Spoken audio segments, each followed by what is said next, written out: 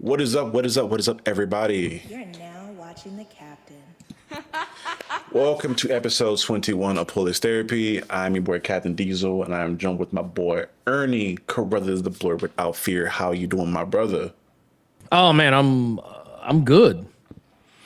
I'm Yeah, damn good. we were going to have Kaori here per the use, but she had some family stuff she had to go take care of this fair Sunday, as well as my boy Ryan from Zella Comics. He also had some stuff to take care of with regards to family. So you can expect both of them to be here next Sunday. So it'll be a packed house. But my boy Ernie still came through to prevent me from having to ramble by myself. I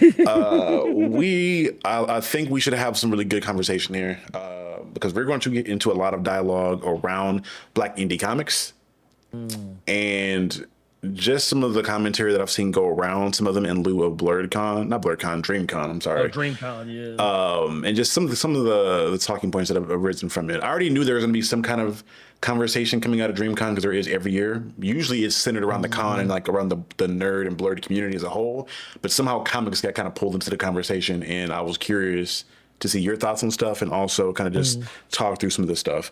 But again, to everybody here, thank you guys so much for pulling up. If you guys have not been here before, this is Police Therapy. This is a stream that I do on my channel every Sunday at 9 p.m. Eastern, where me and Dr. Kerry and I get into everything and all things comics. And usually we'll have people like Ernie, J. Penumbra, Ryan, other people pull up that we respect, and we get into conversations around comics and everything within the industry and yeah, all that good stuff. But today we're going to get into some indie talk. Yeah, boy. So let's start off with this. This was a post that I saw on Threads that sparked a lot of this conversation and the main topic for the stream. Shiro Comics on Threads. Shout out to her. I believe it's a woman. Is the owner of a publication. She has her own indie comic book company that I believe from looking at their account. So shout out to her. But she had a random thought here. How can all those blurs be at DreamCon yet so many Black creators struggle to sell comic books or fund their Kickstarters? This was her question. So, off top, I think there's a lot of things to kind of not pick apart, but to kind of have conversation around.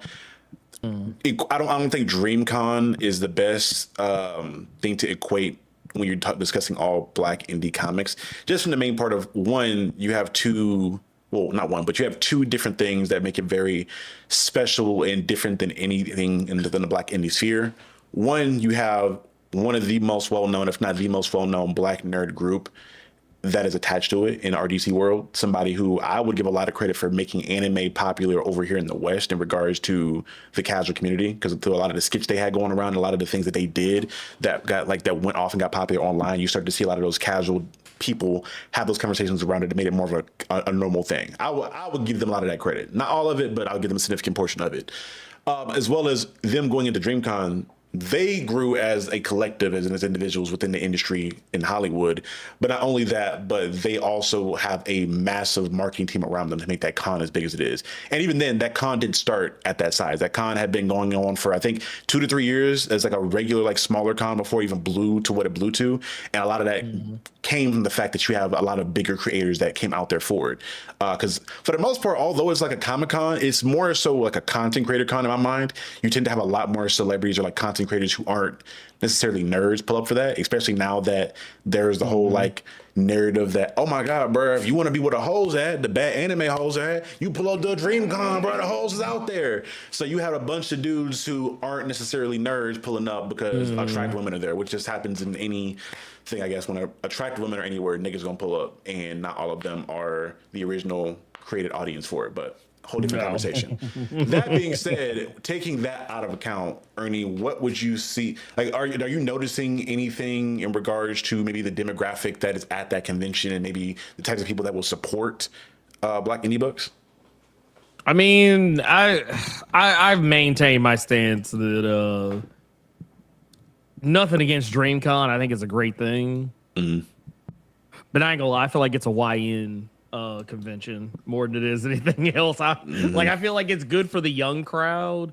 I can't speak to whether it's beneficial to the larger the overall culture, so to speak. I don't know if that's a weird way to put it, but because like I'm not gonna lie, whenever I see anyone talking about DreamCon, I usually don't even understand half of what's going on most of the time. I don't really know. Like I'm just kind of like, all right, I guess, yeah, that's cool. And like I know like some people have announced. Well, I don't know. Maybe I might be confusing this particular part with Blurred Con, but regardless, I've seen where celebrities will show up at either convention, be like, "Hey, I got a comic coming out," and then like you never really hear much else outside of that. Yeah. You know, it kind of like, okay, yeah, that was cool. They announced it there, but then like nobody's talking about that shit later. So yeah, I feel like it's fine. Like it's not harmful. Yeah, it's not harmful. It's definitely beneficial. But like I think I don't know if there's a conversion rate on like for Black indie creators, if that makes any sense. Like I don't know if there's a conversion rate of, hey, I went to DreamCon and now I'm blowing up, or oh, I went to DreamCon and now my book's more well known. It's like maybe. I think people like misconstrue your book selling well at the con and the popularity of said book. Like as somebody who's been to a couple cons and have been so long with like Blurred, I've seen a lot of people that were there at conventions like selling out. Like they'll go in with all their indie books and people will buy them because when you go, people are already going to conventions with the mindset of I'm going to spend money here. Like I want to leave with souvenirs and have this fun experience. That doesn't necessarily mean they're going to engage with this stuff. In the same way that people will pre-order or buy Marvel or DC books for certain characters, but then not really read the book. They'll kind of just collect it and not really engage with the material. I think you're misconstruing that thing. And I really wanted to really deep dive into this more because there was a piece of art that came out that I found very interesting that also kind of provided commentary to it. Because it came out around the same time. And it's an art piece that is trying to say something, and I'm not sure if the message that is being said is something that needs to be said. But all that aside, I've seen this one before. It's one of those art pieces that you tend to see around. Usually are based around like Black women not liking like nerdy Black dudes in high school. But essentially, you're seeing for people that may be listening like through audio versions only. It's this Black woman with a stay work shirt on, making it seem as though she's very pro-Black, saying "Screw Disney." And screw that stupid Black mermaid. We should support our own Black creative stories and ideas and build our own. And then you see that same Black woman in a scenario in which she's in front of someone who is a young, I'm assuming Black indie comic creator. And he's saying, hey, you should like to support my Black owned created comics. It's only $5. This person then responds saying, $5 for a silly comic book with characters no one has ever heard of? No thanks. And she walks off. Now, I personally have a little bit of an issue in the fact that Black women tend to be the ones vilified in this situation for whatever reason a lot. But two, again, I think this art piece and the conversation around DreamCon as a whole has the main issue of not knowing your demographic. I think people look at, when you get into like Black indie comics, right, as a creator, you have this illusion that, and again, people say we're not a monolith, but you tend to treat the demographic of Black people that are nerds as a monolith. You're saying, well, I have a book that is for Black people or for Black creator or people that like Black nerdy stuff. So all Black people should want to buy this or want to be interested in this thing, when there are Black people who are interested in nerdy stuff. There are Black people that are interested in the horror stuff. There are Black people that are interested in fantasy. Just because your book is Black created and features a bunch of Black characters doesn't necessarily mean that it's going to be appealing to all Black people. So you need to do the extra step in making sure that you're marketing towards a specific part of Black people. Now, there are some people that will say, hey, if it's Black, I'm buying it. Cool. And those people, God bless you, because you're doing the Lord's work. But that's not the norm, I feel like. And I think people have that disconnect, especially if you're an older person that is getting into the indie space and you're like, well, nobody's supporting my book and it's Black, so Black folks aren't doing what they're supposed to do. But you look at that person's social media in regards to how they're marketing their book, and they're not adding any specific things to market their book to a specific demographic. For example, like with Reaper, when I'm marketing Reaper, I'm very specifically trying to attach my IP to other IP that are in similar to tone or to style, so that people that are fans of those things I know will be fans of my thing, so they didn't come check it out through proxy. When I talk about Bleach or Supernatural as being the things that are adjacent to it, people that are fans of Bleach and Supernatural will give it a look. I don't just say, "Hey, if you're black, come check out my book," because I'm black and I wrote my book. I think that's the disconnect there. Yeah. Well, I will say too, like that comic that comic that you shown, it's kind of funny. These things actually make the rounds every so often. That's actually an old one, Okay. or I'll say it's an update of an old one, because I've seen that one before used for other shit. Specifically in regards like whenever there's like some random IP that like everyone deems as being like a corporate thing.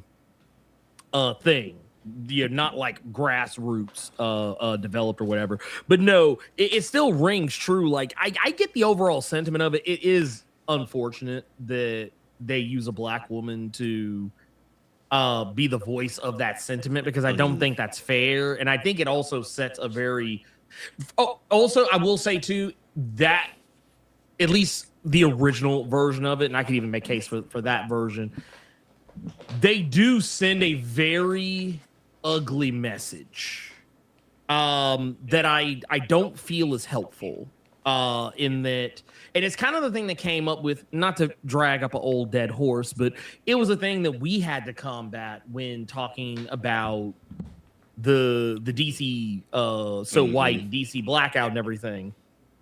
When we were talking about that, we would have people that were trying to say, "Oh, well, why y'all even care about these corporate folks anyway, man? Go support some black shit." And like in the same breath, we would be like, "We are saying go support black shit, but y'all aren't." Yeah, it's whatever. But then like we try and tell them like, "Hey, go support these black indie comics." They're like, "What? I ain't never heard of this shit before." Like they'll do some shit like that, which is not to say people don't do that, but it is true. Like I remember, and fuck this guy, but my thoughts are mine alone, not Captain Diesel's. But You don't know yet. We don't know yet. That's what you gonna say. He's like, shit, I say fuck that nigga too. But no, that was one of the reasons why, and this never happened publicly, or a little bit of it happened publicly, but the majority of it happened behind the scenes, where Tony Weaver Jr. and I had a huge disagreement about back when we were campaigning really hard for people to go pick up the Dakota incident. Because like, hey, support this. And Tony's whole stance was, well, why don't y'all just support black indie comics? And he was trying to shame people who wanted to see those characters that they were nostalgic for, the characters that they grew up with, and was basically trying to hold up black indie comic properties, which some were good, some were bad, some were somewhere in the middle, but basically was saying that, oh, well, these are just better by default because they are black indie comics. It's like, well, you're basically telling people that they're not allowed to do both. Like they're not allowed to walk and chew bubblegum at the same time. Like you can support more than one thing at any one given time, but whatever. Point is, I think at the end of the day, there are a lot of reasons why black indie comics fail. Not all of them have to do with people not wanting to fuck with an unknown property. Some of them have to do with the presentation of that property. Some of them have to do with the lack of marketing for that property. I've said this before. Motherfuckers just put a book out and just assume because it is black that I'm just automatically going to know it exists. That I'm just automatically going to know it exists, and that it will automatically just pop into my head sight unseen, and I'll just automatically feel compelled to make a video about it. I was like, that's not how that works.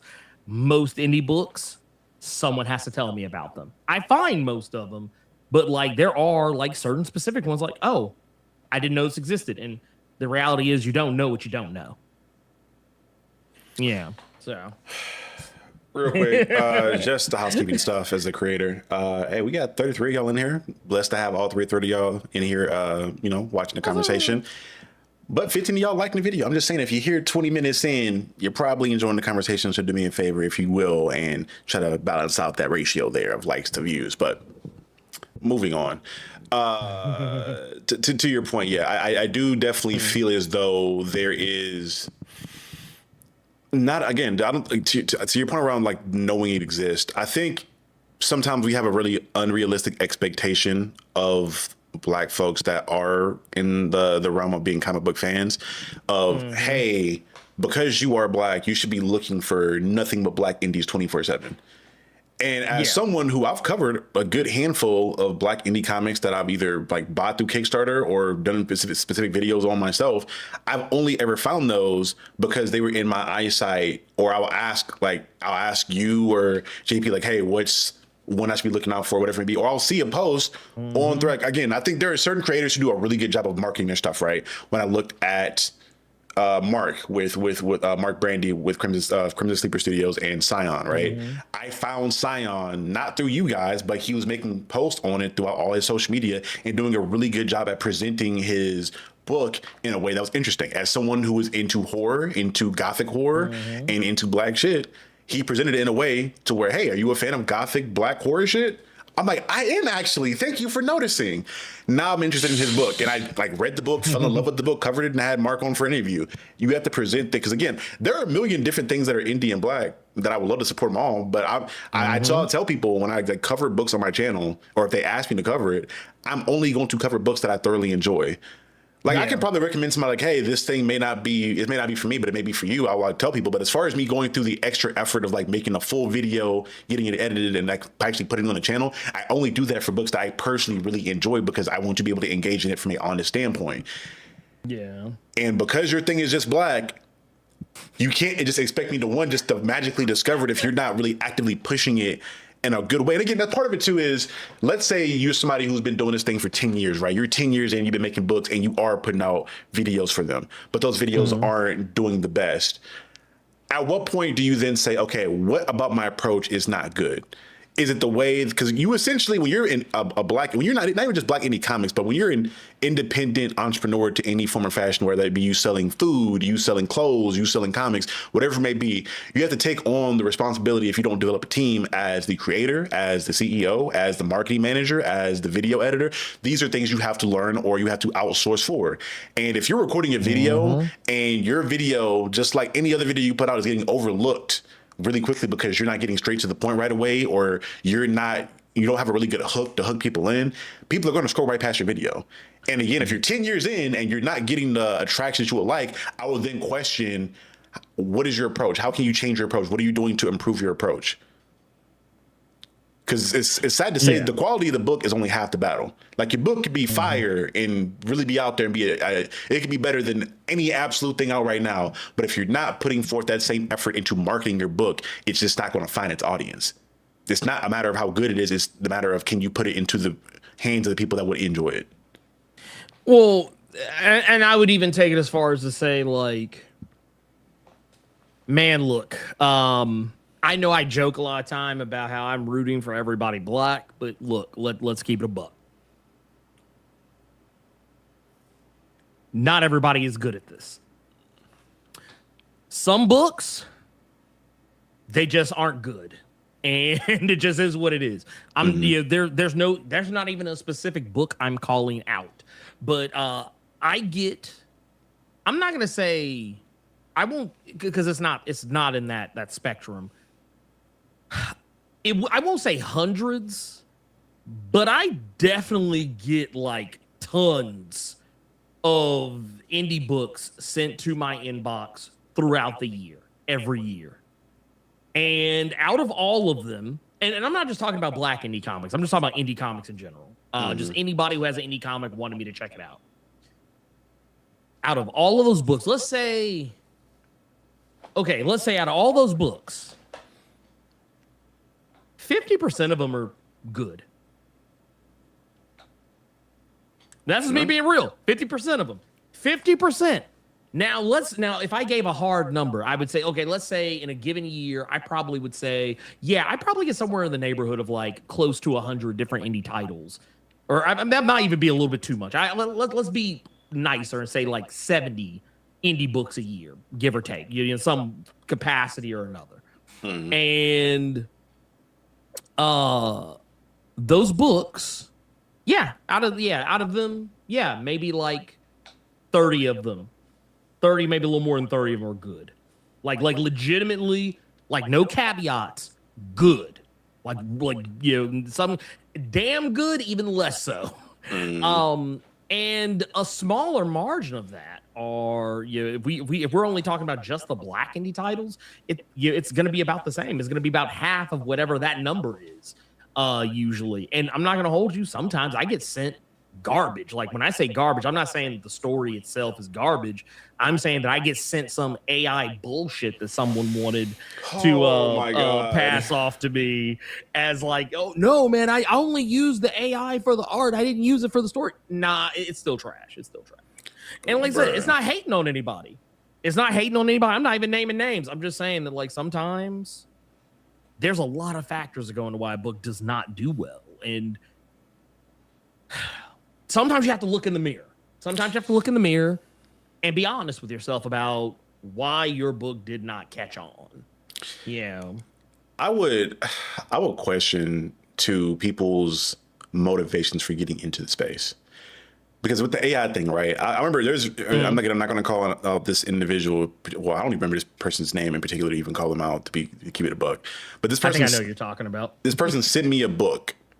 And again, I'm a lot more friendly than most in regards to like checking stuff out. So like, if somebody sends me something in a DM, I'll at bare minimum give it a look and let people know like, hey, I can't read it right now because I'm fucking either swamped, burnt out, or tired with either my own books I've already promised that I cover, or getting random videos up on my own channel, or just stuff that I want to echelon. But I will get to it at like a certain point in time. So if you have like a Kickstarter coming up for it, give me some time. I'll try to schedule it around there, whatever it may be.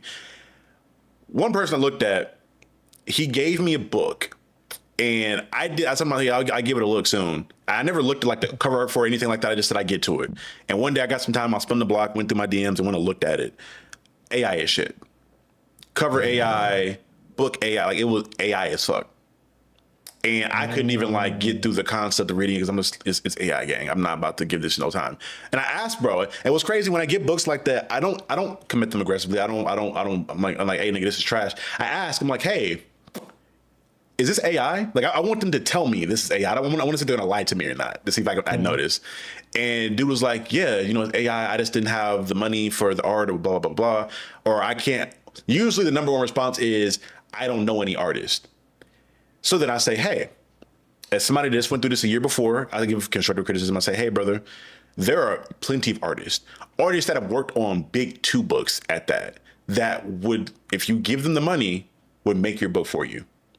Mm-hmm. For my first book ever, I found somebody that worked on Marvel books, Dark Horse.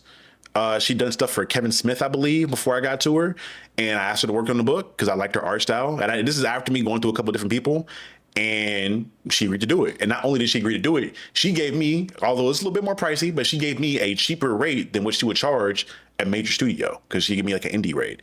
And again, it was not a cheap thing to do. Creating anything worthwhile, I don't think is a cheap thing to do, especially when you're going into something that takes a skill set like art. But I budgeted and got my time together and made that book. And the second book is about to be on the way now. And that's somebody of the quality of a Marvel artist to do said book.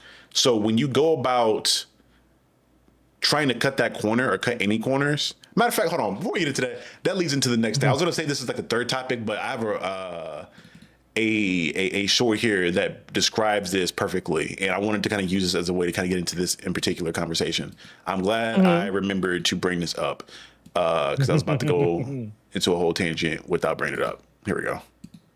If you're an indie comic writer, having a good-looking book is really just level 1. It's really the bare minimum for anyone to take you seriously. We're living in a post-boom era of indie comics. Thousands of creators joined the scene between 2020 and 2024. And because of that, a comic that looks pretty good is really not that impressive anymore. It's expected. Here's the harsh truth. If you can't tell what good art looks like, it doesn't mean you're a bad writer, but it does mean that you really need to work on your eye for art. And look, I get it. Comics are expensive. You want to marble to your artist, you're dropping $5 to $10K easily on one issue. So it's really normal for people when they're first starting out to find the cheapest, fastest artist that they can. We've all done it. It's part of the journey. But here's the problem. That stage isn't special anymore. Every comic writer has been there, and a lot of new creators now skip that step and invest in high-quality art teams from the beginning. So when I say good art is level 1, this is what I really mean. When you go to conventions, when you hand your comic to editors, when you pitch to execs, when you're trying to stand out in the most competitive era of indie comics ever, your book only has a few seconds to make people stop and care. And the fastest way to end up in the garbage bin, literally or mentally, is by not looking the part.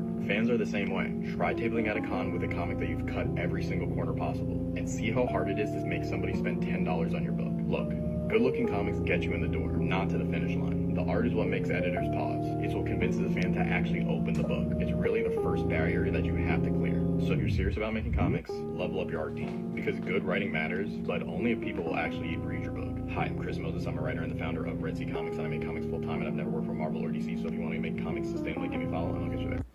Shout out to Chris Moses. But yeah, his point was like a lot of what I was going to say in regards to, yeah, you need to invest in your art. Because it's, again, I understand people that like have the passion of like, hey, I want to be an artist for my own book, blah, blah, blah, blah, blah. But you have to make sure you have that self conversation of, hey, is my art good enough to capture the attention of the casual person? It's great to me because I put in the effort, but to somebody who doesn't know me, is my art going to stand out to them? And if not, that means you need to invest in a actual professional that has done so as proof of concept, or somebody who is better than you in the sphere. Like in the same way for me, I video edited my own videos. I have videos that, you know, are of, they did well, they had success, and I edited myself. But when I look into me wanting to be a bigger content creator, I say, oh, this editor is probably better than me and faster than me. I probably need to put down the editing tool for the moment and focus on just making the videos as best I can and let him do what he does best to try to level up my team. And then that's got me to where I am now. But again, that goes into people cutting those corners. I ask, what are you getting into this for? Because if you're getting into this to make money or to get clout or get popularity, you're going to have difficulty regardless, because you're not familiar with the space or what people enjoy reading or what looks good in a comic book. You're not doing your due diligence to understand, like, hey, if I have a reveal for a character or a moment, I probably want to have that be on a page turn. Or, hey, if I have a really big soliloquy of a conversation here, I maybe don't want to have that be split up into like 6 tiny panels because I'm taking up all the art. It's like little details like that you learn by either reading more comics or doing the research. But if you're not in it for the right reasons, you're not going to know. So your book is going to come out pretty mediocre or just outright trash as a whole. Okay. Oh, no. All I was going to say is just that the thing I try to tell people to do is read a comic. And by read a comic, I mean like really pay attention. I have seen a lot of indie comics made by people who don't read comics. Like, and people do it because it's like, comparatively speaking to other forms of media, it's the easiest form of media that you can create that doesn't cost as much money as a TV show or a movie or a documentary or cutting a musical, album or some shit like that. Comics are relatively cheap to make compared to other forms of media. So like if you have an idea or something like that, like, you want something to kind of help get it over the edge, comics are a good way to do that. So that's why you do see a lot of like pretenders in the space. You'll get comics that are written by people who either A, don't know how to write, B, have like don't actually give a shit about comics, and what is also more likely, C, have never actually read comics. It's why like a lot of times when you read some indie comics, not all, just saying some, and I'm being very key when I say some, that they don't read right. Or like they're harder to read, not because it's an IP you're not familiar with. That's something that is really easy to fall back on. If you're someone who isn't really used to reading any books, you read one, you don't like it, it's probably not because you're not familiar. It's probably because it's not written particularly well. That might be the actual case. But yeah, I've read some indie books where it's like I could literally just by reading it tell this person's never read a comic before, because even just reading a comic, there are certain things you should know you're not supposed to do, or like certain things you should do in order to make something more palatable to your reader. Like a thing I often tell people, you need to have something interesting going on by no less than page 3, because page 3 is going to be the very next thing someone sees after opening your book. Like that's the first page turn, really, is getting to page 3. Yeah, when you open a comic, you're going to see page 1. When you flip that first page, you're going to see 2 and 3. If you don't have anything popping by page 3, or at least some hint that something is about to happen at page 3, like you can at least tease someone that the next page 4, is going to be on and popping, or at least some way interesting. That tells me you've never read a comic before, because anyone who's read a comic would be able to figure that out. That was crazy. That's something that I heard from every mentor I had that I asked about reading before I started writing it. When I asked you about it, when I asked Ethan about it, it was you said 3, but Ethan was like, yeah, it's a 5-page rule. He gave it 5, but I was like, all right, cool. Within 5, I need to have something happening. And what's funny is when I was discussing the book with people that wanted to talk to me about it, that was the thing that I always got commented on the most, was that we got the things right away. Things kicked off right away, and they enjoyed that standpoint of it. Now, not to say the book's amazing, because there's still certain things about that first issue where I'm like, I can't read that shit again, because I see little flaws as I'm like gone through a couple more reps of stuff now that I thought was asked in. But again, that's me being transparent and being very honest about the quality of it that I thought it was at the time. But real quick to go through some of the comments here, I think there were some comments that I thought were really interesting that I wanted to answer or go through. Finessful_J, thank you for pulling up, brother. He said it's his first, he was watching Apple TV and saw the thumbnail and popped in. So appreciate you for dropping, I don't know, C or whatever else is on Apple TV to come check us out. He says, I plan to finally launch next year after 25 years of development. I'm going to need y'all to do a series on what to do and what not to do. My plan was to mostly just put the book out. I think I have a video up like with commentating on some of the stuff already. I probably will plan to do some videos just around like my journey in making my book. I think Ernie talked about doing some writing videos as well. I think you've already done a few that you put out already. I did a writing video, and I am plotting an art video as well, but that's another story. I've already done a couple of videos that aren't like comic specific, but just around like what I enjoy in writing or just narrative as a whole and story that you can find on the channel if you're looking for stuff like that. My boy J Craig 14X asked, would y'all cover an indie book that you feel was bad on your channel? The answer is no. I went down that route and that rabbit hole when I first started doing comic content, where I tried to do what every other creator on YouTube was doing, where the brand new Marvel book, if it's, I'll check it out. If it's ass, I'll still cover it or whatever. Like I did it with Blood Hunt, right? And mostly that was because I was excited to really get back into comics hardcore, because I had been in and out of comics most of my life, from like a little kid up until what Blood Hunt came out 2-3 years ago. I had read random books here and there, but I'd never in that time frame really religiously followed a particular run for a while.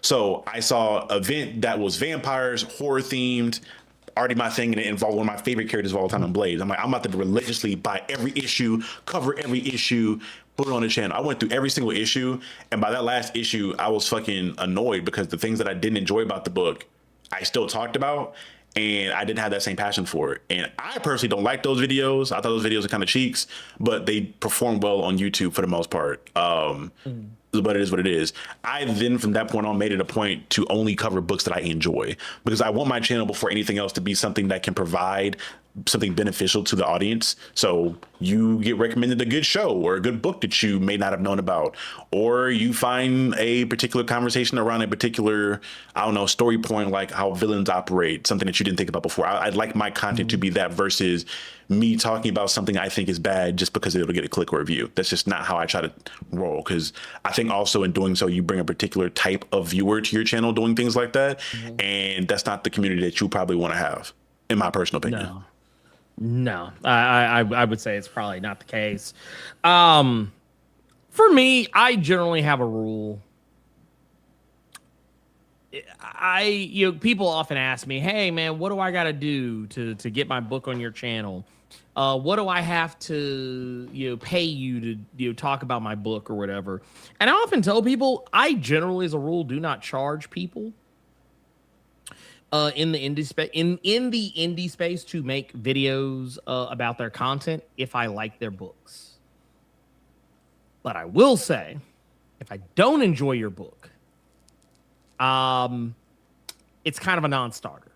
The only time I have really made people pay me to feature their book is if you want me to promo your book in front of a video that is one of my more popular videos. That's when I'm gonna be kind of all right, I'm gonna have to bust your head a little bit. But kind of similar to what Captain Diesel was talking about with some of these artists, even the ones that work at the big two. I will do something similar. I'll fuck with you. If you're an indie creator, I'm not gonna hit you for the same $1,000 or more that I would bust somebody else's head for. I'd be like, hey man, let me get you for this or whatever. Yada yada yada, whatever. I might charge you like a couple $100 maybe, something like that, as opposed to the 1,000 or 2,000 I would charge like a Marvel or a DC or something. Mm-hmm. I'll mess with you. Like, because I know what it's like. But once again, if I don't like your book, you don't want me talking about your book. Because I think anyone who I see some people in the chat who are also part of my community. I think they'll also be very quick to tell you I don't. Well, first off, I'm not a liar, but even if I was, it'd be very obvious because I wear what I'm thinking on my face. I don't, and that's why I don't lie. Because for one, lying sucks, but also like I know, like if I don't like something, it's obvious.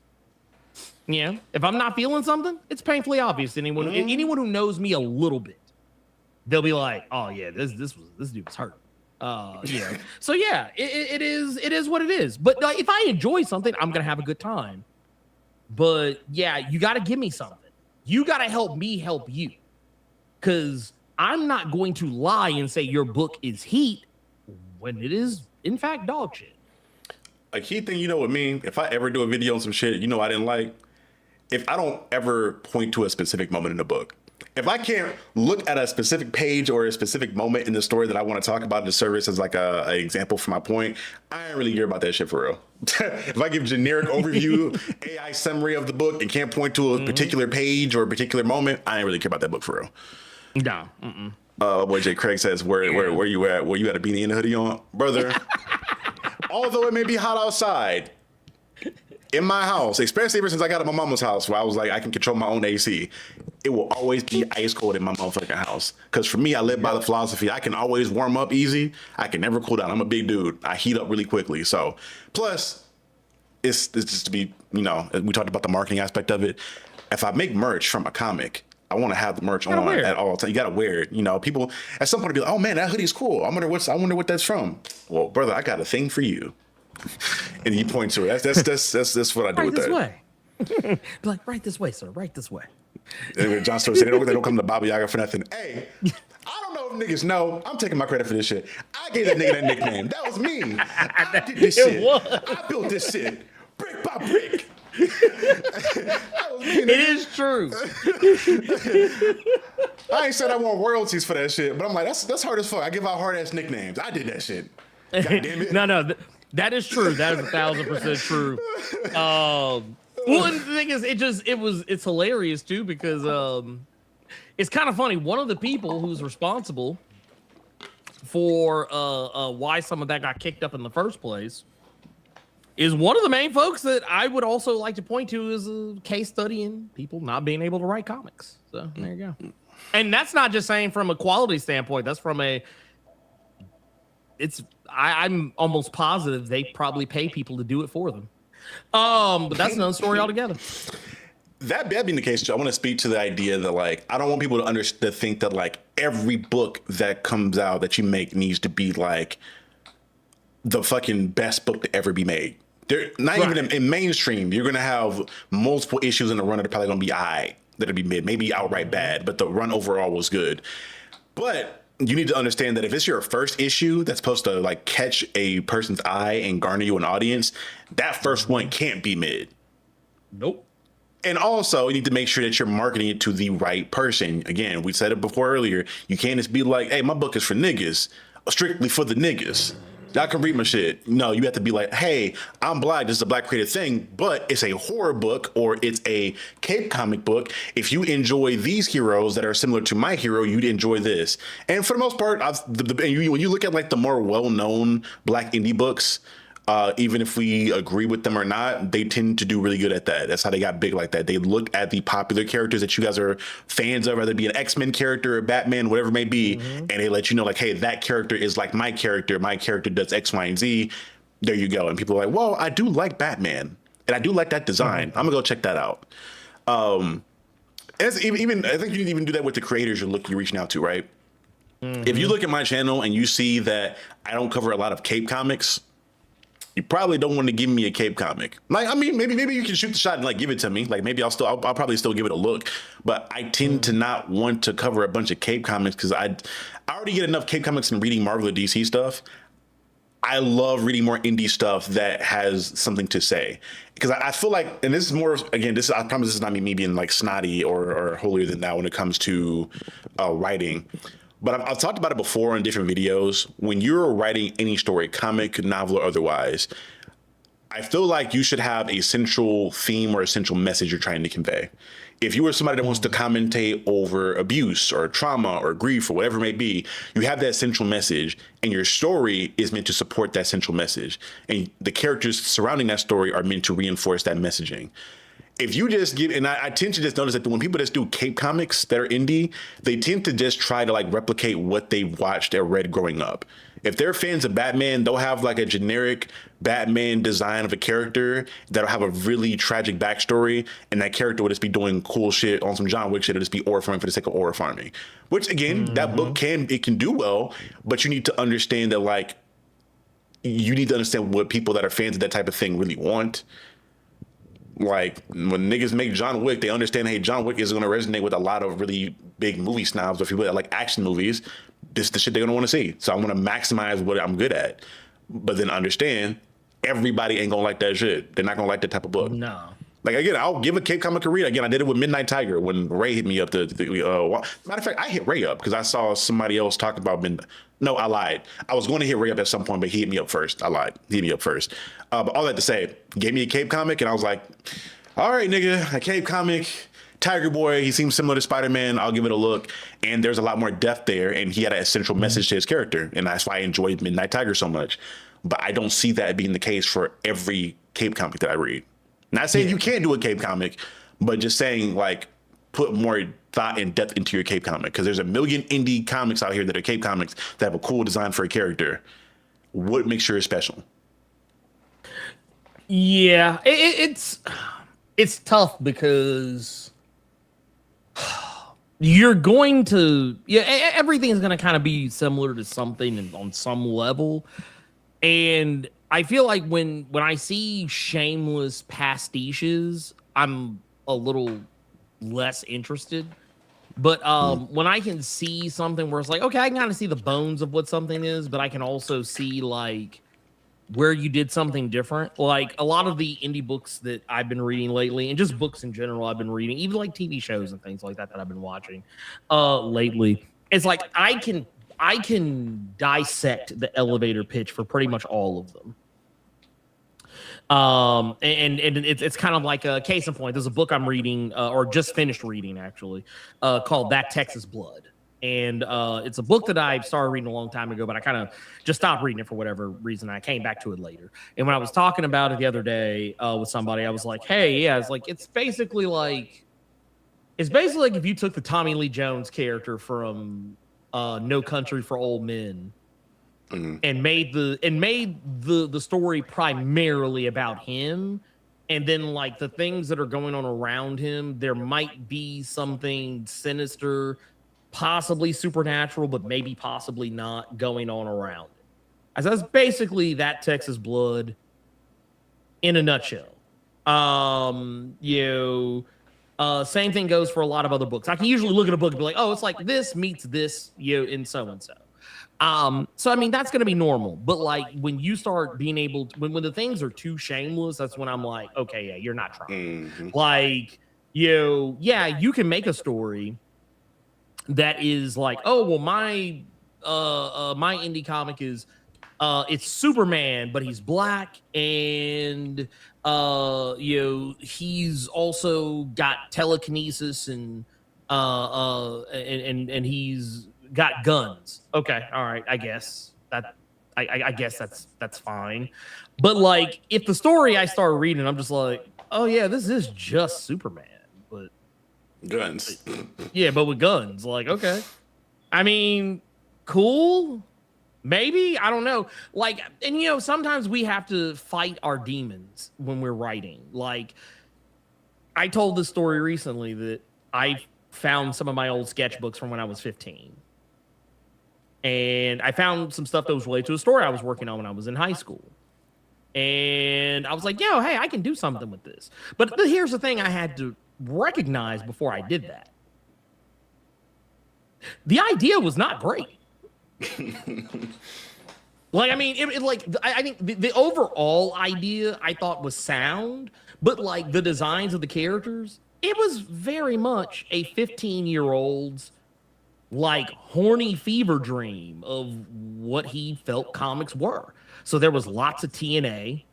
There was, and that made no sense. That defied belief. TNA. Oh yeah, my bad. Go ahead. Yeah. There was lots of like shameless fan service. There were characters that just like it was the rule of cool. All like the characters looked cool, but were they actually interesting? Like they were shallow. And so I sat down and was like, hey, let's start from the bottom and work our way up and try and figure out a way to make these characters nuanced, how to make them living, breathing people. And that is something that a lot of indie creators, and it's not just Black indie creators, any indie creator, that's something that a lot of them don't do. They don't make the characters interesting. The characters are very one-dimensional. They don't have anything about them that would make you go, hey, I know somebody like that. This person's like a real person. Mm-hmm. And honestly, I think that'll fuck off your book faster than most things.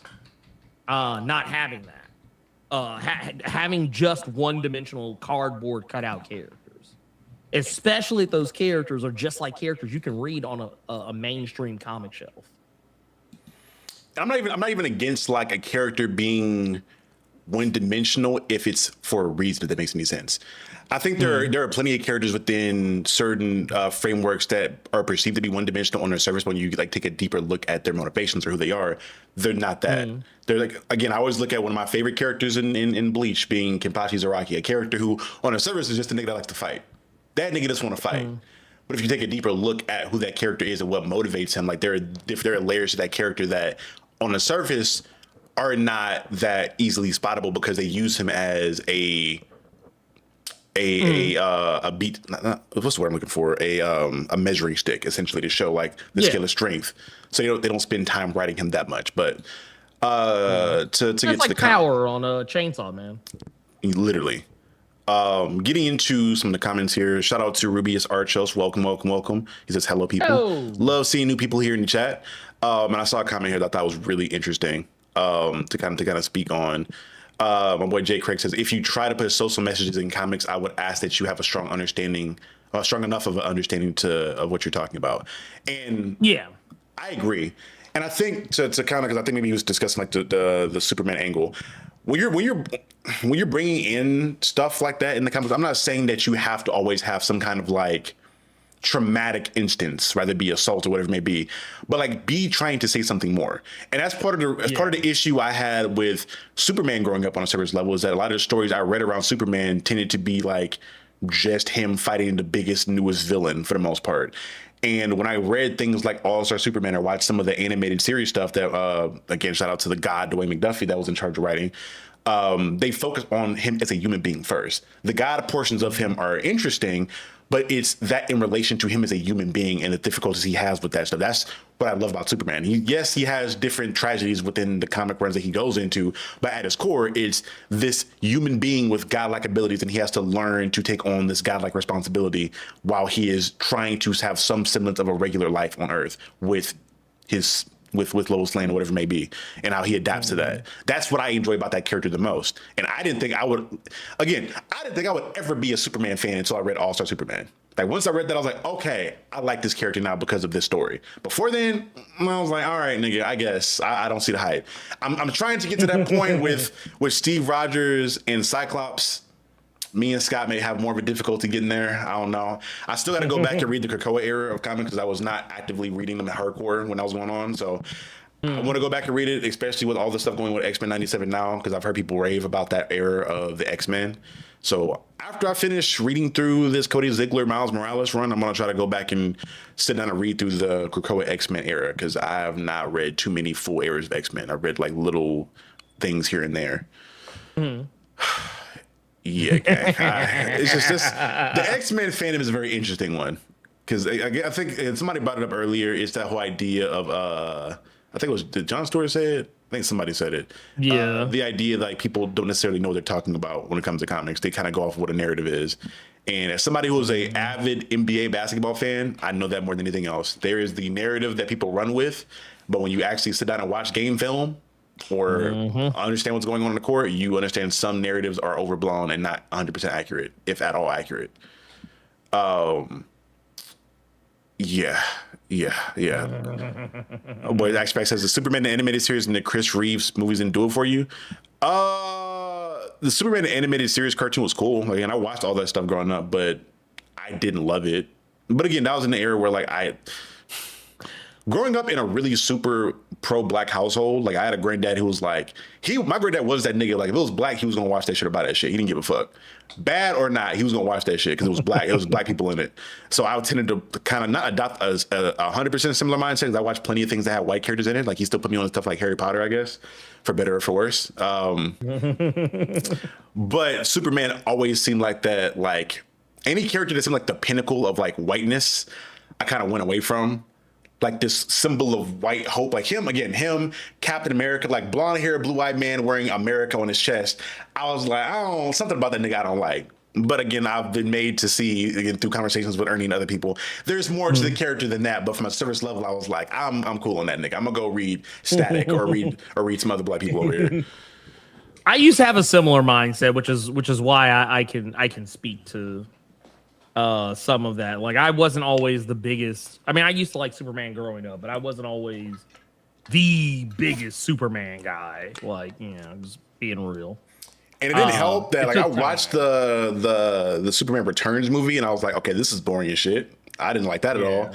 And then I think the next one I saw, although I enjoyed the action of the movie, and I remember this was a whole thing because my stepdad worked at Walmart and they had a thing for when Man of Steel came out, well, Walmart employees got to see an early screening of the film. So my stepdad took us all to see it before anybody else in school saw it. So I was like, oh my God, this is cool. I get to see this before my friends get to see it. And I was like, this is Superman? I mean, the action's cool, but like, I don't like the character anymore. Like, I guess. All right. Again, not knowing that is a very distorted version of who the character is and not accurate to who the character is supposed to be. But those were my introductions to the character.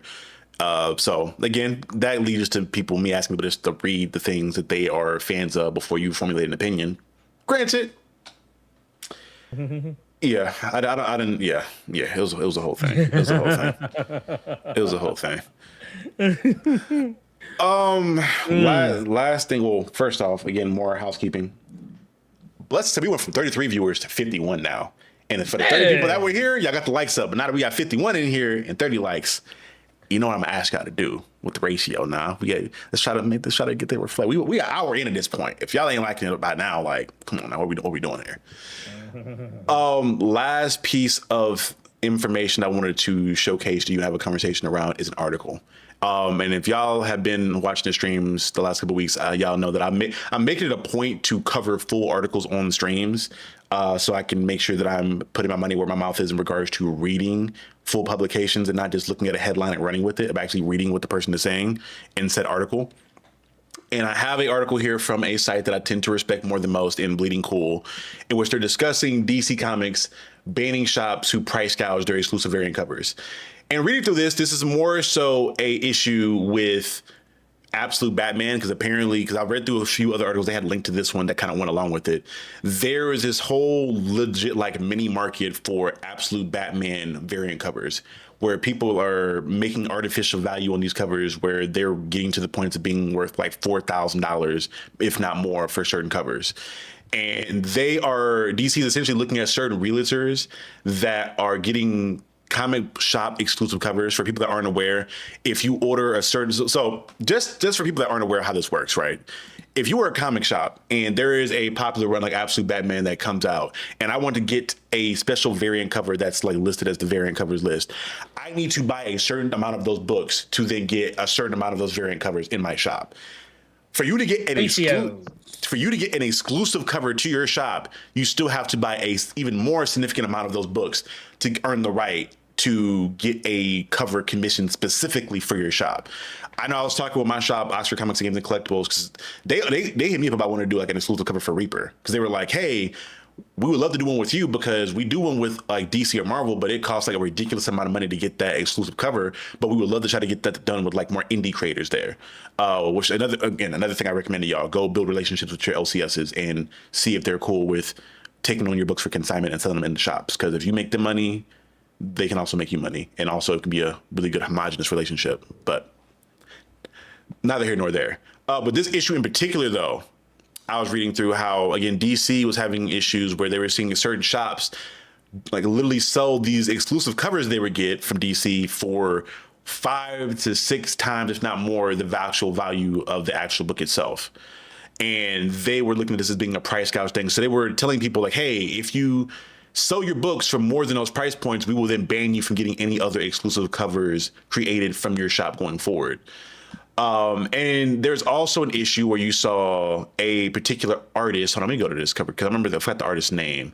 They discussed them in the book. I think it's Mark Brooks. Yeah, Mark Brooks. Yeah, Mark Brooks. Yeah, that's the homie right there. He would do. He was getting criticism because he would do a particular cover and he would sell that cover exclusively on his website, and people were kind of giving him hell because they felt as though he was keeping money away from the shops themselves instead of like giving the book to the comic shops. Which, again, there's a conversation to be had off top of, like, the fact that Absolute Batman in itself has created this mini market. Because the article that I was looking at before also discussed the fact that, like, this has been something that's been created and been pushed really heavily in light of the announcement of the animated series is getting created around Absolute Batman, where people are essentially treating this thing like... I forget what it was called. Before the fall of comics in the late 90s, where the fucking value tanked on them. I forgot what that whole what people called that point in comic book history, where people were like they were buying up copies, believing it to be a long form investment, and then ended up being speculator. It was like the speculator boom. Yeah, whatever. People are kind of like, in my mind, that's what I'm looking at this as this thing of like people perceiving Absolute Batman covers to have this ridiculous amount of value. But then when you look at the fact, like, brother, there are like 15 prints of every issue of Absolute Batman at this point, and 15,000 shops having their own exclusive covers. I'm like, I'm trying to understand how it's getting to this point, and also trying to understand why people are paying for this. But I feel like I feel like people are looking at the popularity of this book as like a quick buck they can make on it. So they're looking at anything attached to it and trying to just like get the quickest dollars for it. And it annoys me a bit because I feel like it's only going to do damage at the end of the day. For the shops themselves, you're shooting yourself in the foot because you're spending thousands of dollars probably on getting enough books bought to get your own exclusive cover and trying to then make that money back by selling like an exclusive variant cover there, which I understand the simple premise of it, but I'm like, are you selling enough for those books to warrant that? I feel like I don't think they're selling enough of issue 22 of Absolute Batman to warrant you spending that much money on an exclusive variant cover of that particular issue. But I could be wrong. Like, it could be selling in the shops like crazy, but I don't expect it. You remember that Superman Spider-Man or Spider-Man Superman variant cover that Sanford Green did? The one that had like Steel and Static and Miles Morales or whoever else on it. The shop, I forget the name of the shop that had that one as an exclusive, but they were charging like $40 for it. And the one that I think the one that's actually started sparking this conversation that I think people are kind of not wanting to point the finger at exactly because they don't want to make it hot for a black comic shop or black comic shops in general. But the other Sanford Green cover, that Titans cover with Static DJing. Oh yeah. Because that issue is $30. And I'm not gonna hold you. I think that's wrong. I think that's price gouging like a motherfucker. Like, I mean, don't get me wrong. It's nice that people get their money, but I mean, I do feel like that's a heavy price, especially when you consider that. Because basically what they're doing, kind of alluding to what you were talking about earlier in regards to the ratio nature of those books, that, yeah, you have to buy XYZ number of the regular cover to get this other, like, special cover, type of vibe. It reminds me of a conversation I had with my shop when I was talking to them about the horror movie variant covers for Feral. Like, because they were like, oh, well, we don't really move a whole heap of a lot of of Feral. So if there was a cover for Feral that you wanted and it was a ratio cover, which basically means like if it was a 1 in 50, that means that they would have to order 50 of those issues to get one of those covers. They said, yeah, we would basically have to make you buy the other 50. Granted, it would be a cost, but still, like, that's kind of how I feel. Is like that's basically what the shops are doing to you that are doing these exclusive covers. They're basically they're not passing. They're basically passing the cost on. At least that's what it feels like. It feels like they're passing the cost on to the consumer. Is that they're saying, well, you want this special cover? Well, we're gonna make you basically pay for the other issues, but we're baking it into the default price. Is basically what's happening. So Right. I don't know. Real quick. You already know what we do. I would say it's for a super chat, but I don't know what the fuck this is. My boy, Unlucky Dreamer, shout out to my boy. He sent a high five for 100 jewels. I don't know what the fuck a jewel is. I know you don't want to get money on streams like that for. You know what a jewel is? No, I'm just. I have no idea what's happening. I think that's like kind of like their. I feel like it's their equivalent to bits. It's like what the Miles Morales thing was doing, like, yum, thanks for the galaxy. Thanks Yeah. Thanks for the glizzy. Oh, fuck. Oh, man. Shout out to y'all, though. Appreciate y'all. Appreciate y'all, my boy Dreamer and Action Pack. Appreciate y'all for being there and showing up. To your point, part of me, I'm conflicting on it. Because I feel like I wouldn't have an issue with them charging that much for books if there is a rarity on the amount that are around. Like with these shops, let's say you're a shop and you're getting an exclusive cover. I'm like, all right, cool. It makes sense you charge more for that. But then I question, like, gang, there is a million covers, a million variant covers for that particular book. Unless you were getting like Nick Draper Ivy or like Alex Ross or like a crazy big name to do your book, I just don't see the need for it. But with the Sanford Green cover, I'd be like, all right, cool. There's only, let's say, for that static cover, right? There's only 100 of them, period. I think it's 1,000. Only 1,000. For me, I'm not that mad at that because there's only 1,000 of them. I think that's my thing. If you were to charge more than the standard retail price for a cover or for anything, there needs to be some kind of rarity baked into that thing. So I'm not just buying this thing because of the namesake for it, but I'm buying it because there's some form of rarity to it. Now, again, that goes into the conversation of like, why are you buying this? Are you buying this because you're a fan, or are you buying this just because it has high value on it? Because I feel like there are people that just buy covers or buy books because of the value on it, or because there's sentimental value. Like for me, if I buy any variant cover that is more than the original price, it's because one, it's like the issue 1 of a run that I am a fan of, or a character I'm a fan of. Like I'm probably going to at some point end up spending a couple $100 on that John Stewart issue 1 that he appears in, because that's like my favorite fucking DC hero, or one of my favorite heroes, period. And I'm a fan of that character. I have a fucking Nubia issue 1 from the one that fucking old girl did. I have the first appearance of Shuri in the Dark Brain Black Panther run. I have fucking Static issue 1, Hardware issue 1, Icon issue 1, Icon of Rocket issue 1. Like, because I'm fans of those characters, I have those because they have sentimental value to me personally.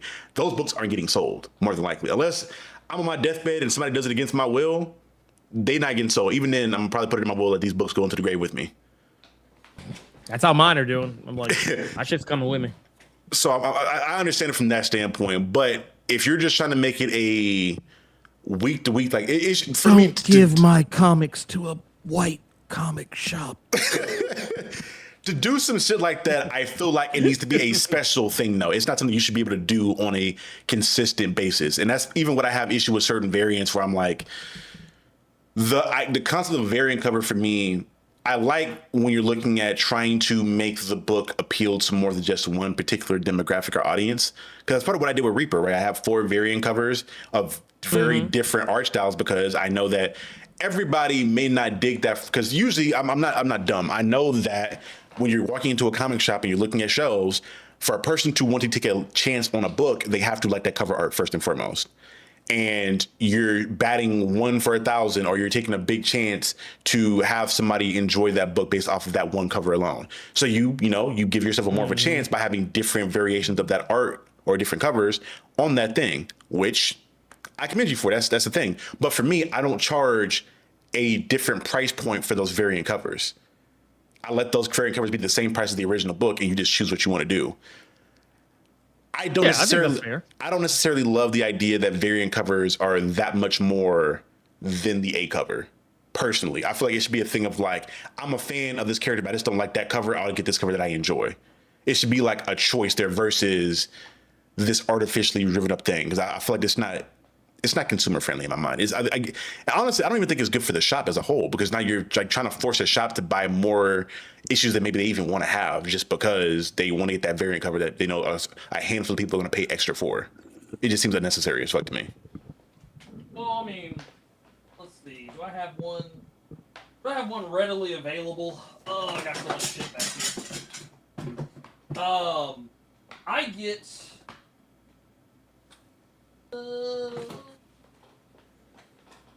But I got a bunch of comic shit in there. God damn. Oh yeah, I keep a lot. I'm trying to get like you, big dog. Shit. I mean, you know what? Here it is. Damn. I was like, you know what? So like for me, I get the like, and yeah, to kind of speak to Diesel's point about building relationships with your shops. Something that I can say my shop does for me that I don't think everybody can say that doesn't have a good relationship with their shop. So my shop knows when they get Feral, they know they need to get the B covers. I only get the B covers for Feral because these are the horror movie poster variant covers. So these are the ones I want. I do not want the A covers. I want the B covers, and the B covers are always the horror movie variants. My shop, because they know me well, they picked this up for me. I didn't even ask for it. Like, I didn't even ask them to pull this, but they knew I liked it. And they knew I was pissy because IDW didn't release the last, I think, 2 or 3 issues of this series physically. They only released them digitally. So the only way you can get them physically is in the trade. So they got this for me, didn't ask for it. They said, hey, we know you like this, so we thought maybe you might want it. And I was like, you know what? Keep it on the pile. So yeah, none of this stuff, none of the variants I ask for are special. I don't ask for variants that are absorbent in price. Mm-hmm. As a matter of fact, if you have a variant that's absorbent in price, there's a very low chance I'm going to buy it, unless like I just really fuck with the artist. Or if it's like a shop exclusive to a shop that I really fuck with. And let's be fair, my shop does not do those. So there's that. It feels like having it operate in the way it does. It feel like it's teetering towards where. How else I probably discussed it, where how bad gaming is getting, right? Where you're looking at the way that a lot of studios like Xbox or PlayStation are rolling things out for the betterment of them making more money. When in my mind, I'm like, I understand that you are a company first and your number one thing is to make money, which is why I always say these corporations are not your friends. Nope. You're gonna do things to make money, but I feel like if you really want to build a really good relationship with your customer base, you do things that are consumer friendly. You lower prices on certain things. You put out more for certain things. If your people are asking for a particular thing, you give them said thing because they're more than likely going to be more committed to that thing in the future because you gave them a olive branch of sorts. Yeah, and there's for some me, things worth taking a hit on. Right. And for me, it's making sure that I'm pricing all my covers at the same price. Mm-hmm. Even if I have a cover that was made, like, again, Reaper issue 1, I keep using that as an example because I can only speak to my own shit. I have a Janor Lindsay cover. The dude that's doing the covers for Absolute Green Lantern, I think he's on the interiors for it as well. Mm-hmm. That nigga is a hot commodity right now because he's working on a fucking Absolute book. I paid $500-ish bucks for that cover to get done. Nowhere near the price I paid for the other covers. But I didn't sell that cover for an astronomically more of a price than I did the A cover. Or the C cover. Like, I sold them shit, I sold them bitches for all the same price. So if you are a fan of that artist or that art, and maybe not the other art, like, because again, everything's on a first impression basis. And if that one made an impression, but the other ones didn't, cool. Get that one and walk off about your day. Now, the only time, even because I'm doing an exclusive cover for Reaper issue 2 with my shop, even then, that exclusive cover is going to more than likely be priced the same as the other ones. Like, if my shop wants to put it at a certain spot, that's them, because I'll probably talk to them about that, because I don't know if I want them to price it more. If they do, maybe $1 more, maybe $2. If that, I don't want it to be a thing where we just price it astronomically out of the way. But that's just in a way to, I wanted to also do them like a solid from the factor of like, hey, you took a chance on my book, you're selling my book sold here. I want to do it. I want to do right by you at the same time. So again, I can't control what the shop does, but I can only be like, hey, bro, let's try to make this affordable for people that do want to get this thing, especially if there's going to be a limited amount of them around, period. But right, say la vie, I guess. I don't know. I'm fucking rambling. Oh, go ahead.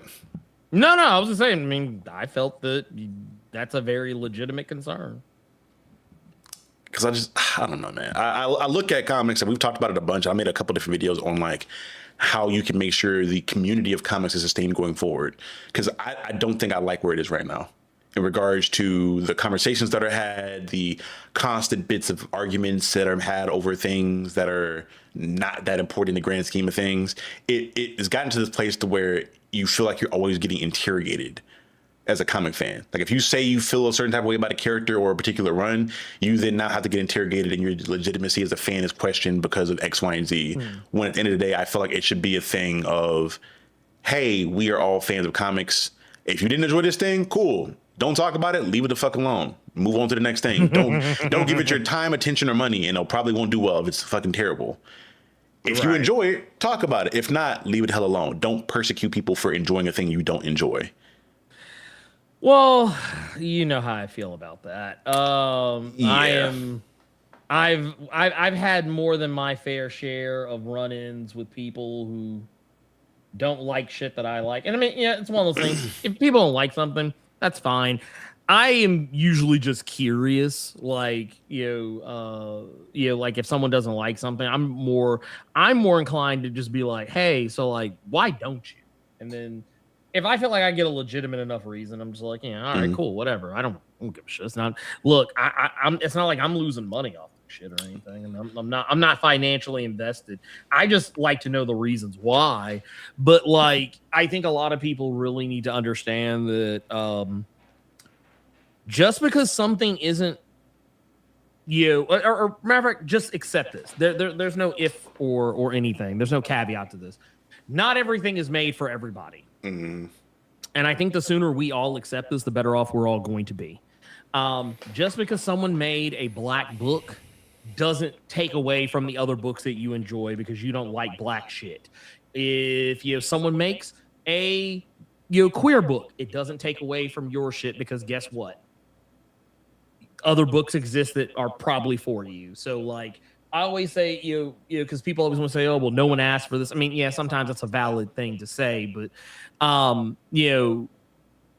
if these books are doing well, if these books are popular, somebody's buying them. So clearly they're for somebody. Yeah. And I speak to that mostly for women. And I say that as someone who, like, whenever I talk to my homegirls who are like Kaori, who are really avidly into comics, or my homegirls that are into comic book content but don't really like comic shops like that, the number one thing I usually get is like when they go into areas that are comic book adjacent or comic book oriented, they get questioned, they get quizzed, they get attacked in regards to their legitimacy of it. Kaori, I don't worry about, because y'all know how she get down. She will cuss you out quick, and she more than likely knows more than you know about a book. Even though niggas harass her in certain occasions, because that, again, there are very few amount of people I believe that exist on this planet that know more comic books than she does. And those niggas are probably the ones that make a lot of the books. I ain't gonna hold you. But that's neither here nor there. But for my homegirl, Liv, who is into comic book stuff but has not read a lot of them, and she wants to get into reading them and wants to go to a con and fears that, I look at a comic book shop and I say, hey, for people that are there, for dudes that are there, how about you try to be more welcoming? Yeah, she may be into a character you're not into, or she may be into a version of the character that you may not be into, but let her find the shit she is into and let her do that, because you want more women in your space. We want women, you want other people, you want to try to, in my mind, for comics to succeed and be a thriving thing going forward, and again, return to the mainstream in which, because I think there's like, at least from my standpoint, a difference between comic book movies and comic book content being in the cultural zeitgeist and being a thing of conversation, and comic books in themselves being popular. Like, yeah, certain things happen in comics that like draw up a little bit of a buzz in regards to maybe this character dying or this version of a character being created. But for people to be discussing comics as a whole in the way that they were discussed in their heyday, I think is going to require people of different backgrounds in different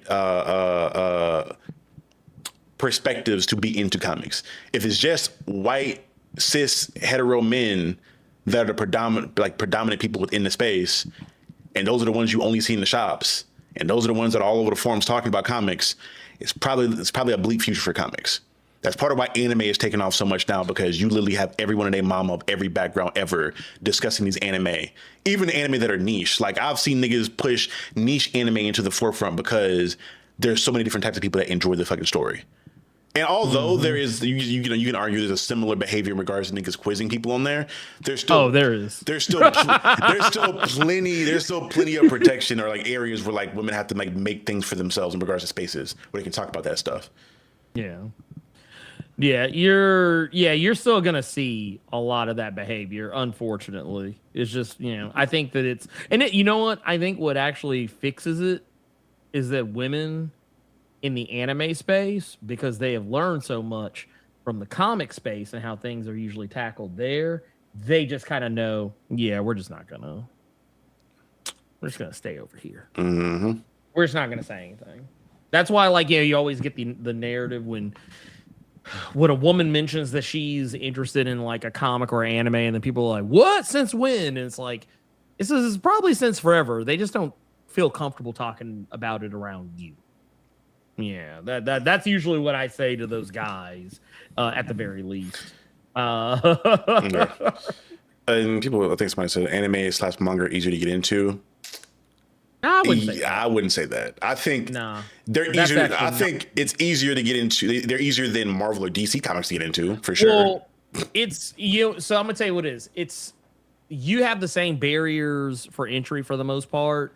The difference is going to be that every story is a new story, pretty much. So it's like, it's easier to and honestly, I would even take away that part of it. I don't actually think it's easier to get into, because I think there's only one area where I would say I would probably give up a little bit of ground, is in that, like, knowing where the beginning is. But the thing is, I mean, it's no different. It's no differently the people who look up the filler guides for shit like Naruto or One Piece or whatever other anime that that's really popular. It's like, you could just go online and be like, hey, where does this start? And be like, boom, answer, okay, go do the thing. And most comics nowadays, they have like definitive runs, and they have very like clearly labeled shit to tell you where something starts. I almost don't, like, honestly, I'm like this. If you'll go through the trouble to figure out, a manga or an anime, you can figure out a comic. That's just a level of laziness, but that's part of the reason I haven't got into One Piece like that. It's one of the big three, but it's part of the only ones of the big three where I'm like, bro, if I gotta have a watch guide to get through the bad feeling, hell, even with Naruto, right? I don't be recommending Naruto to a lot of like starter anime fans like that, because I already know how fucking hard it is for people that, like, hey, if you're used to like things being cohesive and you're watching this thing of old that is like filled with a million different swing cutscenes or filler episodes, I'm like, go watch like My Hero or some shit. Like, go watch some shit that's like more streamlined, because when you watch some of those older anime, it's a little bit more difficult to get into. But to your point, I do think it's a similar barrier of entry, but it's laziness. As someone who's actively into both things, it's laziness. Like, if you just don't like comics like that, so you just don't care to get into that. That's usually what it is, and people don't want to admit that, but that's what it is. I encounter a lot of people who usually have the same tired talking points about why they don't like comics, which, okay, first off, it's stupid to say anyway, because when people say, oh, I prefer manga, well, all manga is just a fucking comic book. It just comes from Japan, because that's what they call comics over there. But like, the thing is, when people try to say, oh, well, at least mangas know when to end. No, they don't. The motherfuckers be going on for forever a lot of the time. And a lot of them, like, even when they do end, guess what they do? they start up again with some spinoff, or they come back after like XYZ amount of time, be like, oh hey, wait a minute, here's more. And they do often, and this is something that's becoming more prevalent now in anime more specifically, is that they go back and they remake shit. Hey, we didn't do it right the first time, so we're gonna do it again. We're gonna rehash this. So and don't forget about the light novels, right? That's another thing. That's Yeah, why I get tired of like having debates with people about like Sakura from Naruto, where I'm like, oh yeah, did you read the light novel where she was legit like a god, where she was like regenerating limbs instantly? They're like, no, she's still trash though. Brother, if you read the light novels that aren't a part of the anime or the manga, she's canonically like the strongest person in the village for a very long time, even with Naruto and Sasuke being alive until Boruto pops back up. But again, if you're not reading those light novels, hell, I'd argue that's even more difficult to get into for comics, because at least for comics, there's no regular novel that's like multiple chapters that you have to read in between the manga to understand what's going on for the next comic book run. Motherfuckers are barely reading the actual comics. They're not going to go read a fucking they're not going to go read anything that requires any more actual like effort. So yeah, I love anime and manga as much as the next guy. I'm a huge fan of it, but I feel like a lot of times, and this is coming from a dude who's done this with multiple different like mediums, I learned something about myself when I got into foreign film. Like there was a time, like, and I'm talking about before Netflix, before streaming made everything easier. I'm talking about back in the day when you used to have a region-free DVD player to watch movies from other countries.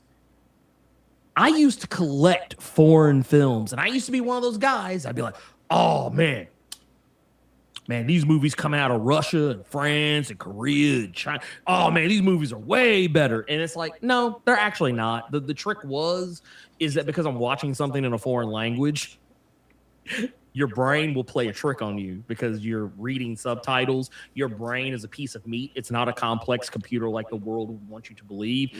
Your brain is basically justifying why you're reading something for when normally you wouldn't have to. And it's going to make you feel like you are watching higher art, no matter how trash the higher art is. It's not saying that the foreign films I watched were bad, but like going back and looking at some of them, I'm like, oh, actually, this was not as good as I thought it was. And it's the same for anime. Anime does a lot of the same shit that everybody fucking complains that comics do. Anime does it. People just let it slide because it's anime.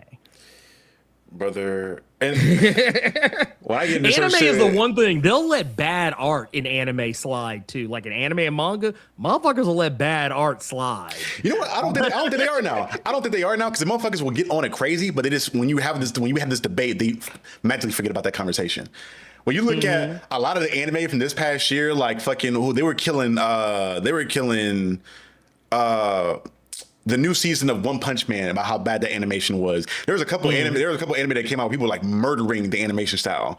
But then when you brought up, when they were having like a conversation of like anime versus Invincible, oh, the Invincible animation is horrible. Brother, I remember we just talked about how bad this shit was a month or two ago.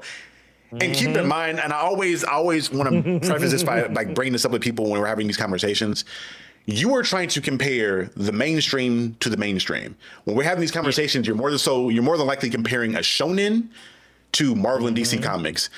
Shonen and Marvel and DC comics are not the entirety, not even a majority of anime and comics. There are exponentially more stories and exponentially more writers and artists that are a part of those industries, but you are only comparing the popular things to the popular things. When we have conversations about these things, I tend to try to have conversations around the entirety of the space, which requires you to watch more than just the mainstream things. Not saying that you're any more dumb for not watching them or your opinion isn't any less valid, but make sure that when you have definitive opinions on things that you're taking into account the full picture. Well, I'd also like to point out too, like what you're saying, this is the thing. There are more anime and manga that come out over in Japan than we actually see over here. We only get the heat. Like, we only get the creme de la creme. We get the best of the best of the best of the best. So it's real easy to think that a particular type of thing is better than something else when you only ever get like what is considered the top tier. And to be fair, there's even some anime we get over here that isn't popular overseas, over in its native place, but it's for whatever reason it's popular over here. But I mean, the reality is that more often than not, we're getting the shit that is like their best, like. And I would imagine it's the same thing if you look at it in the reverse. Like, I'm pretty sure that like most of the comics that come out over here that go over there, they're only seeing the best that we have to offer. They're only seeing like Marvel isn't sending their absolute worst fucking comics ever made overseas. They're sending the best because they want people to buy them. Just like how Japan, they're sending their best. So it's real easy to like I would say, man, dude, like just go look up some like other like anime and manga, like shit that doesn't get put on Crunchyroll. Like, just look up some random shit. I promise you, there's tons of garbage out there. I promise you, I've seen it. It's terrible. But we've lionized anime to a point where I feel like it's never, like, I don't know. I feel like it's never going to recover from, at least in terms of, how people look at it and choose to treat it as though it's something better than, not say the anime is bad, but just they're refusing to see the cracks. It's kind of like that reflecting pool. They're refusing to acknowledge that the pool is green. It's kind of sad that we're in an era where there's more options than ever, but I feel like people don't explore. I think people explore options the least in any other time and period. Like, there's more options, but you tend to only really care or watch things that are being discussed and popular at that point in time. Which I got a question later. I got a question for you. Because we had a conversation. I had some friends that we had a conversation about this last night that I was curious to pick your brain on it. But real quick in the chat, shout out to Andy23J2P. Thank you for coming. He asked, are we both excited for Spider-Man Brand New Day? I'm definitely excited for it. I fuck with Tom. I fuck with Zendaya. I fuck with the fact that it seems like Hulk may be finally getting some kind of a redemption because they nude my boy for the longest time. And he has a Star Wars question, if you don't mind. Yeah, shoot. I'm a big Star Wars fan. I think Ernie is to an extent. Very. I'm probably the bigger Star Wars fan. Probably. I would be willing to argue that. I'd be willing to argue that. I ain't even mad at that because I have my particular portions of the Star Wars universe I love with a passion. But as she's typing that out, I had a friend last night. We were having discussions around anime and manga, and he was like, he said, and I quote, majority of anime and manga are fan service or have fan service within them, and that fan service is what drives the popularity of a lot of the anime and manga that you see over there. Because when you look now, when you say fan service, overly sexualizing characters or outright crazy stuff, because when I look at all the bigger anime that are out, right, or the ones that get popular, I always tend to see like a Tsunade type of character where it's like they're crazy busty, or Urza Scarlet where she's wearing full armor at points, but her ultimate form is her just wearing bandages across her chest. Like those are always within those anime that are popular over here. Now again, I got you. Yeah. So no, I agree because I was watching an anime too. Actually, I was watching a couple of episodes of something today. Two completely different anime, both had the same problem. Black Torch and the new Ghost in the Shell series. They both did this. I expected from Ghost in the Shell because honestly, the original manga was this way too. So I mean, it's not a surprise. But Black Torch, there were multiple moments. I forget the name of the one woman character that's the main on the show. Her name is escaping me at this precise moment. But there are multiple times in both the first and second episode of Black Torch where the camera starts at her ass. And here's the thing. She's not even talking. It's like people talking around her. And like you'll see the camera start like kind of like a little bit below the ass, like kind of at the top of the thigh, or like kind of like right there before you reach the bottom of the cheek. And the camera would start there, pause, and then start slowly scrolling up. And the thing is, and she is I guess for the most part, she is a vivacious woman. She's a mostly, I would say she's cheeked up. She's cheeked up if nothing else. But Same thing with Ghost in the Shell. The Major, there's multiple moments in the first episode alone where the Major is bent over and you can clearly see like a moose knuckle, like just like from behind. You just clearly see, I'm talking about like wide open cheeks, big ass fucking fist between her fucking legs. Glorilla type shit. Yeah, and it's like, and it's like, and don't get me wrong. Look, I'm a freaky fool. I love some nasty nigga shit just as much as the next person. But the thing is, there's a certain point where I'm like, okay, and I had to wrestle with this myself because of a thing I'm working on where there's a female character that is not necessarily going to be exactly the most clothed person ever in the history of ever. But the thing is, as I had to ask myself, why is this a thing? What is happening here? Why is this important? Like, should this be something that's like always like, like case in point, what a lot of anime will do, and not say Western stuff doesn't do it either, but you really see it a lot in anime where if a woman's talking, like if they're behind her, they will literally have the camera perspective on her ass. And then you'll have the other character off in the distance or some shit like that. Yes, no, I 100% agree. Anime does make a lot of its case off of sexualization, and in a lot of cases, sexualization of characters that whether these characters are teenagers or younger is another story. Sometimes that's the case. Sometimes it's not. Sometimes it is even more weird that these characters, while they may even be grown, the way anime works, even grown people kind of look infantilized because of like the cutesy nature of how anime looks by default. It's just weird.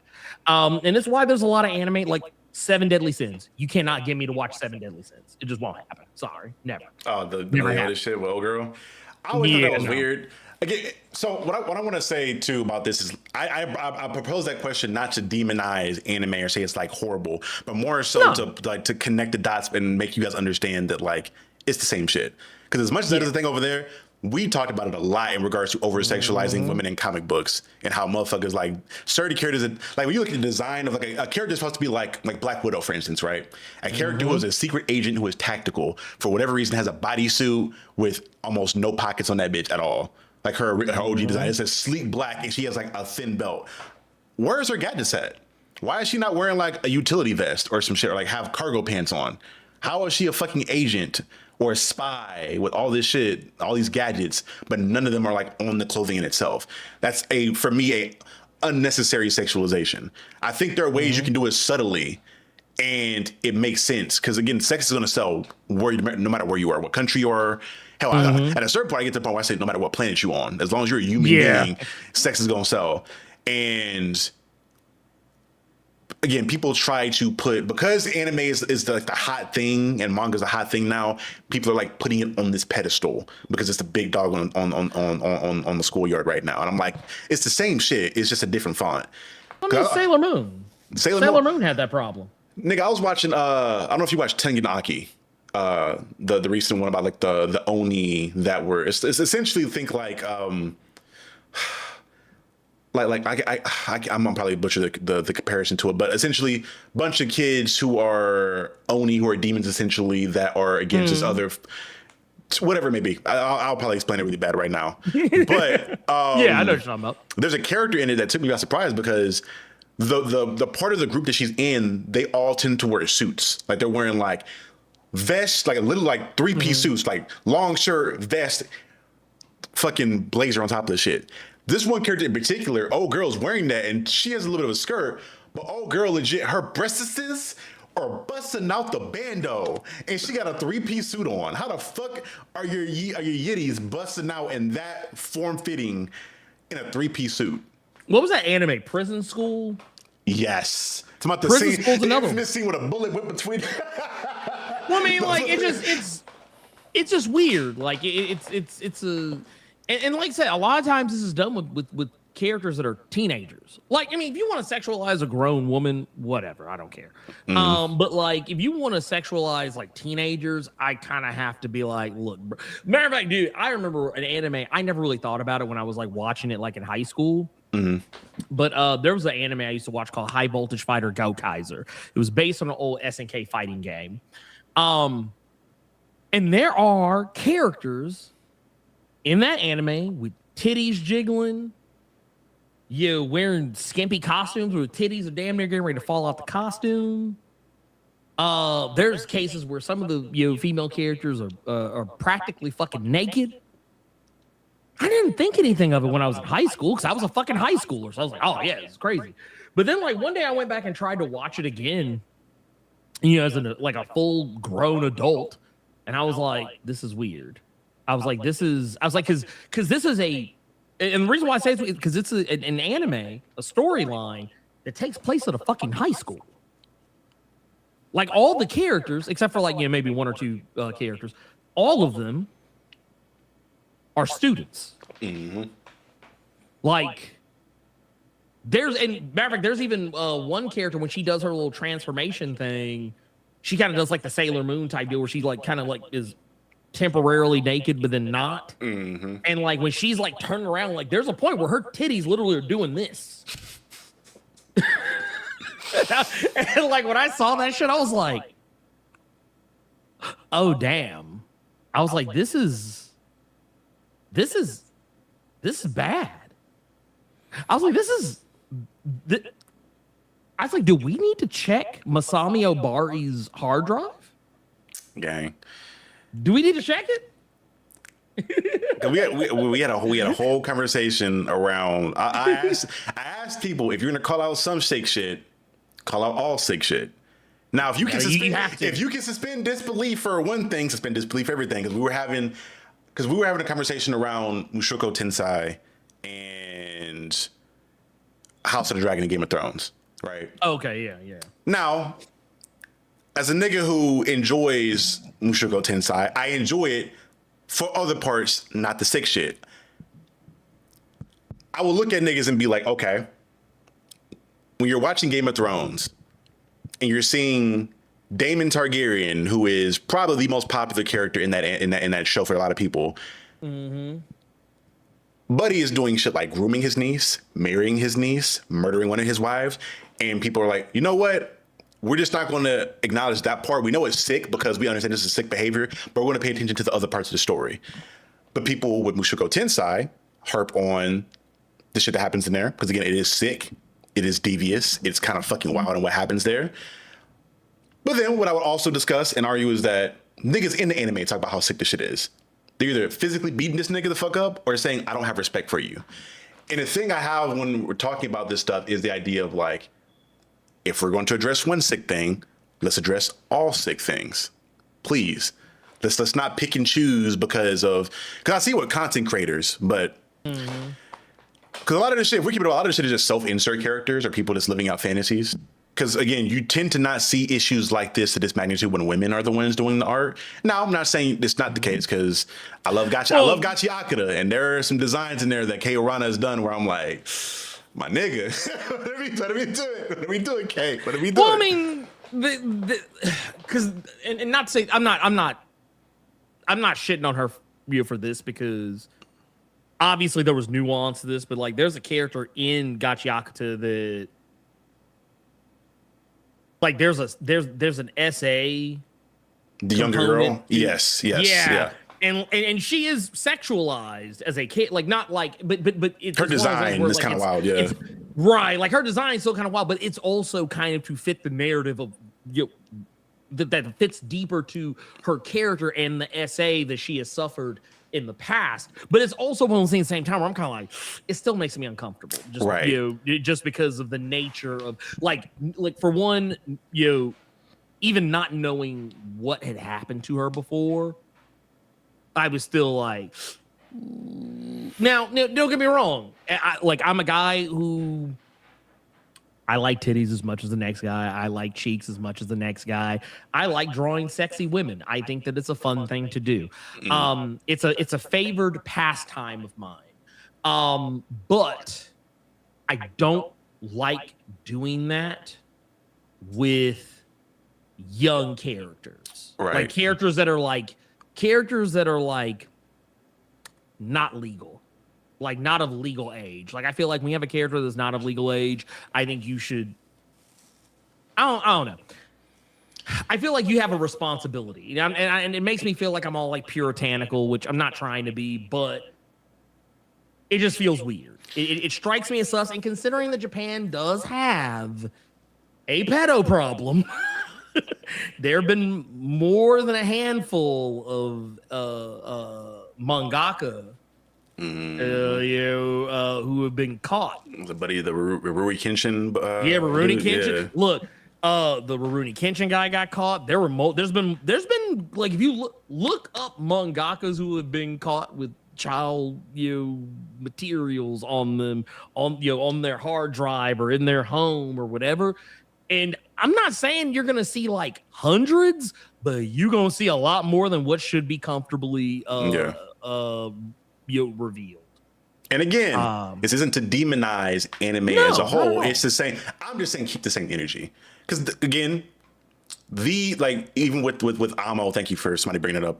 Give it a name earlier. I forgot the name for the character. With Amo, or rather it be Rudy, rather be Amo, rather be Rudius, whatever it may be. Hell, even with me, I'm really worried about like SA in any media. Like I talked about it with me having a weird relationship with the Watchmen adaptation, because they sit there and made me watch the comedian sexually assault Silk Spectre in a really graphic scene. And in my mind, like, you can allude to that. I don't need to see this in a violent nature, but I understand he's doing this to try to make us hate this character. Again, I understand why you're doing it. Makes me feel weird. But I'm like that with anything. If it's weird, I'm going to feel weird about it, and I'm going to say something about it. Not to say that I don't know. I feel like people don't keep the same energy for stuff.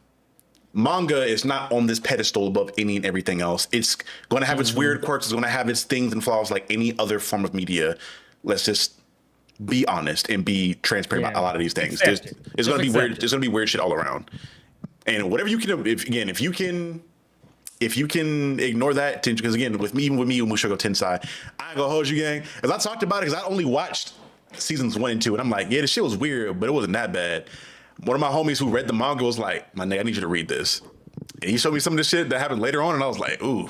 Nigga, I made a whole video like, man, it's not that bad. Maybe y'all tripping. I read that shit. I told my editor, hey, bro, don't finish that video.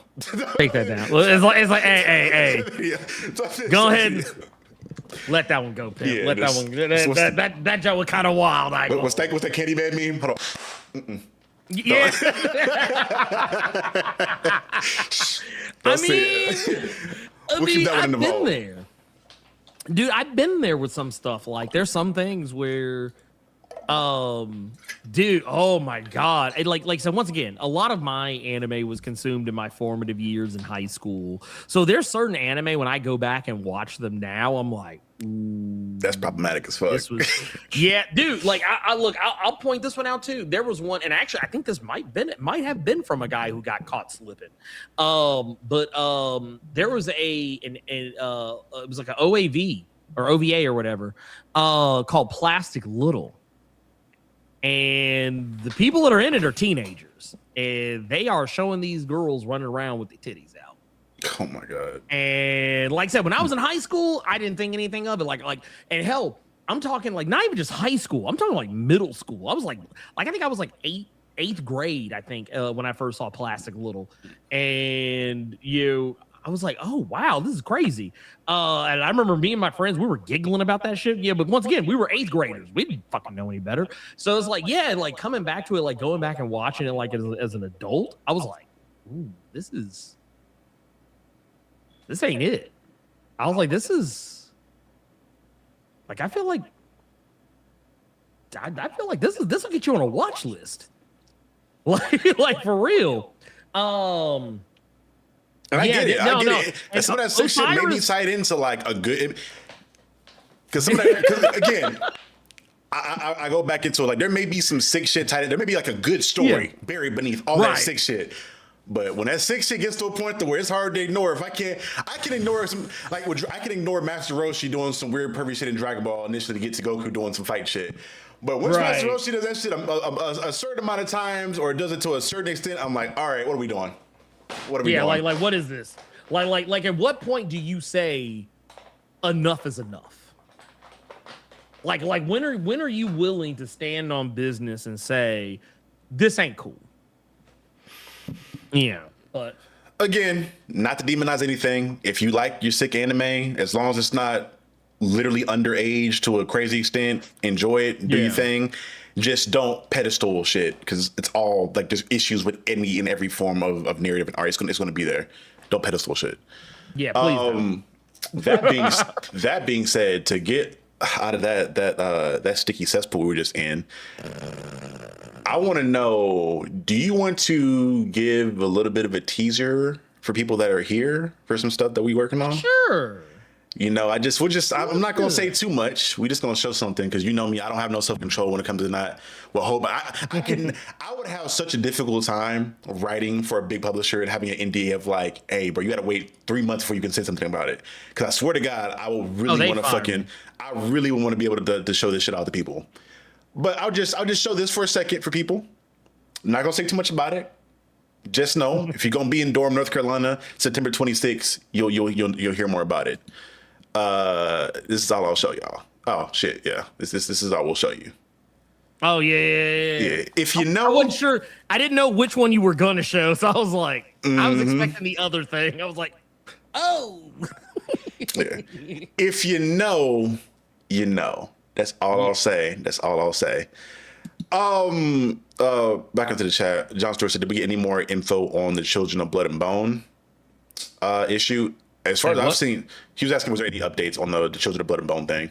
There wasn't. Initially, that was going to be the main topic for the day, but I was like, ain't no new information.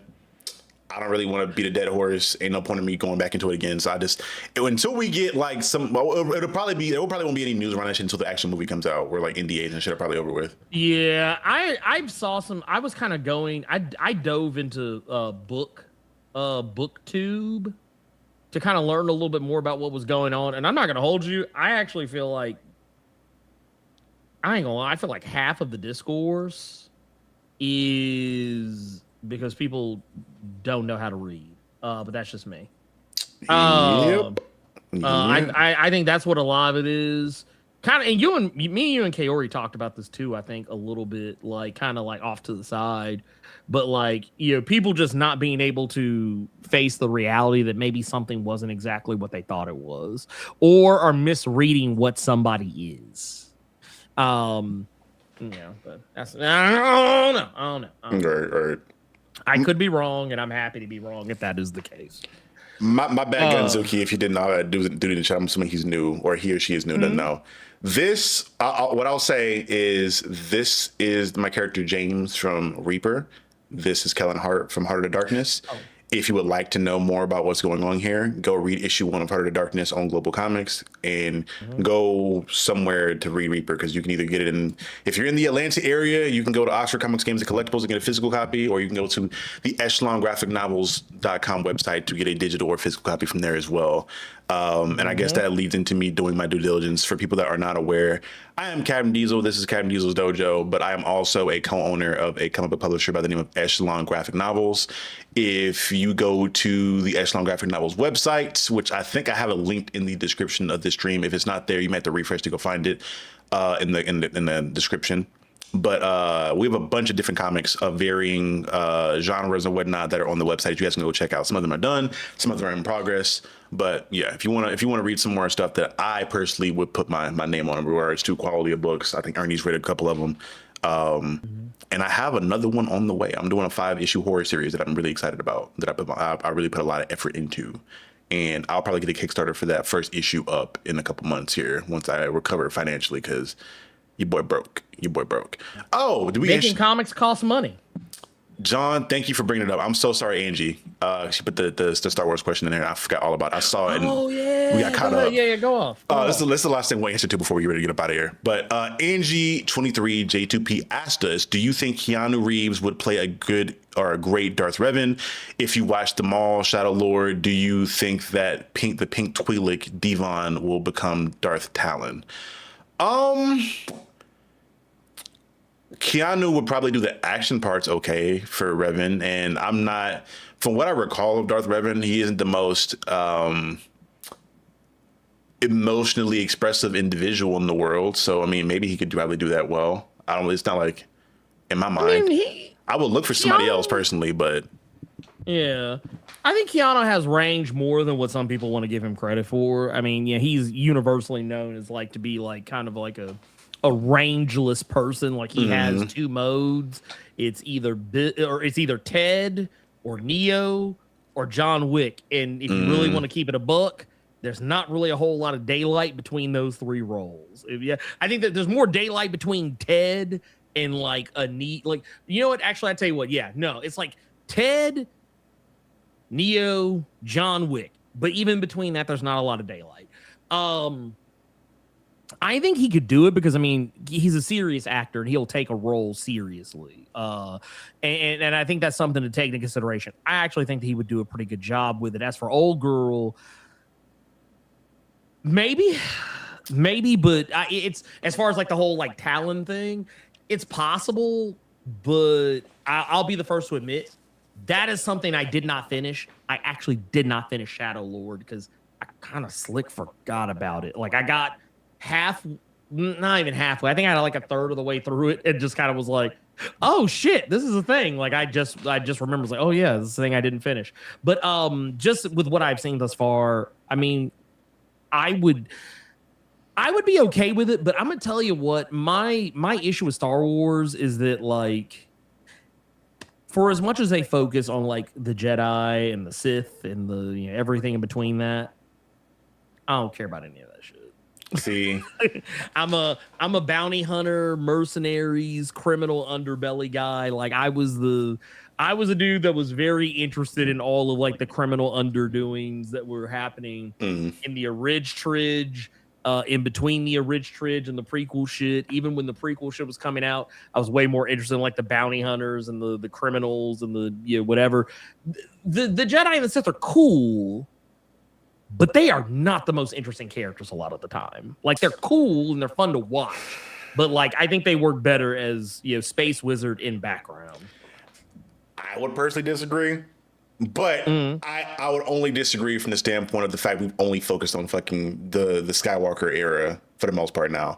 For me, going back in reading some of the comics and playing some of the games of like the Old Republic or the High Republic era that featured a diverse cast of Sith Lords and Jedi that were very different in how they operated, from Darth Krayt to Malgus to Vitiate to Nihilus, whatever. Like those were more interesting characters in my standpoint. But I will say that's part of why I love shows like the Clone Wars so much, is because they made the bounty hunter shit really cool to me. Like the character of Cad Bane was so fucking cool for me watching watch the animated series or like other bounty hunters, or that stuff was cool. The only part of Star Wars I despise is the political aspects of it.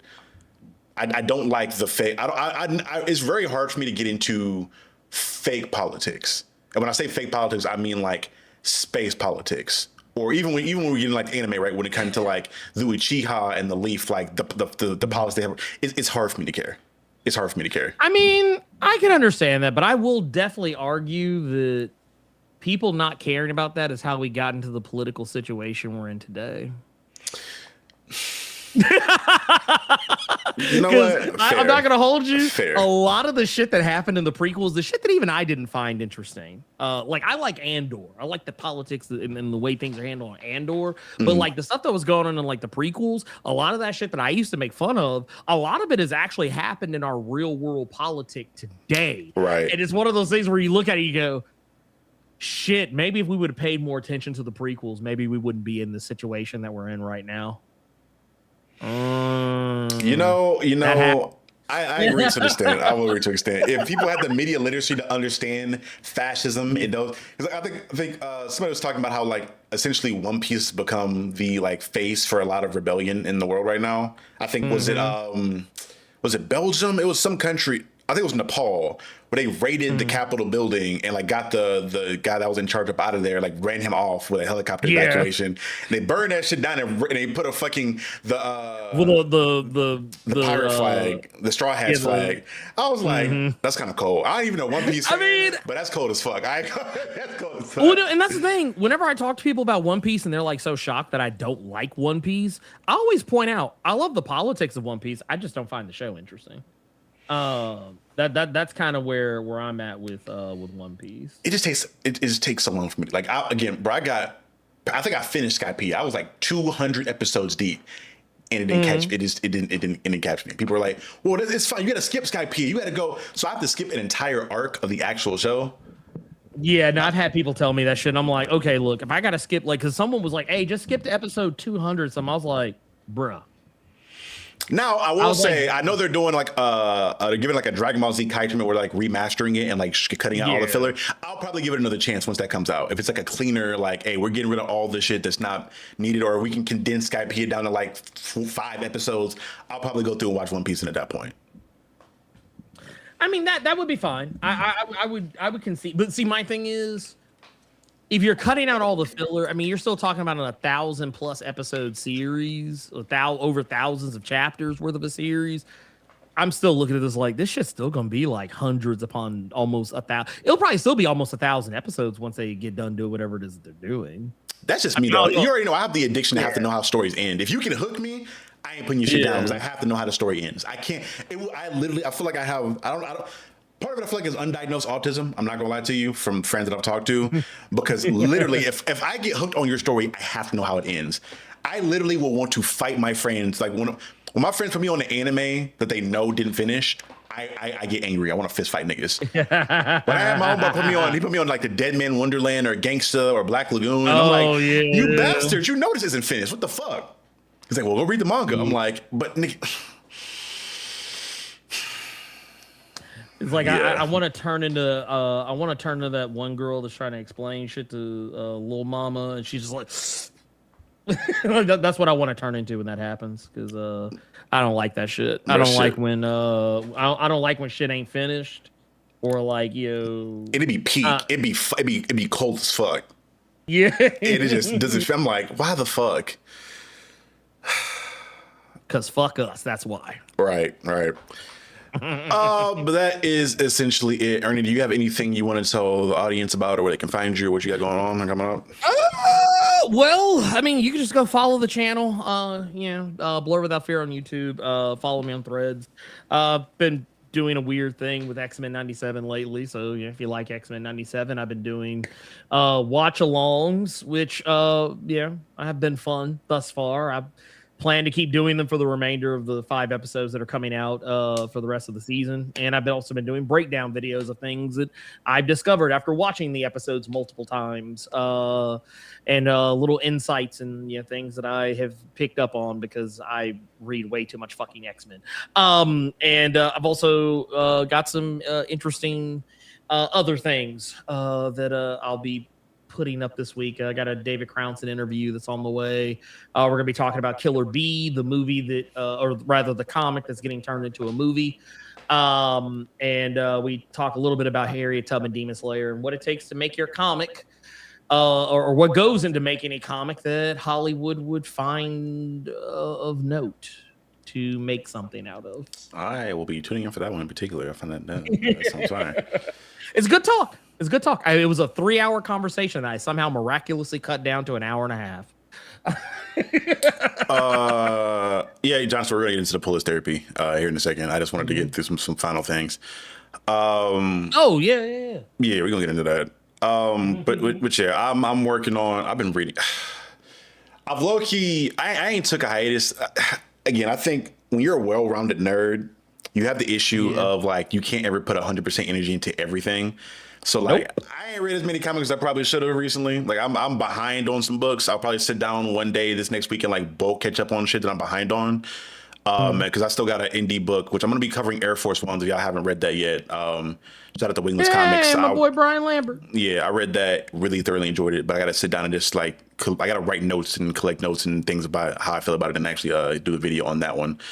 But you'll be getting that video at some point soon. But I've also been doing a lot more videos around just like writing and narrative as a whole, because I've been watching a lot more anime, but as well as I've been playing a lot of emulators. I learned how to put emulation games on my Lenovo, my Legion Go.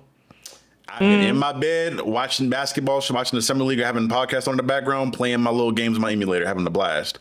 So I've been distracted as far as me reading my comics as of late. So I gotta put down the game for a little bit and get back into reading some comics. But that's essentially it. And you'll probably get more content around some anime for me here soon because a lot of the anime I've been excited for coming back, and I feel like I want to have more conversation around again narrative or just writing stuff and use other things as an example. Because I did record a video talking about peak writing from X-Men '97 episode 4, where I broke down what I enjoyed about the last 4 lines of that episode 4 between Xavier and Apocalypse.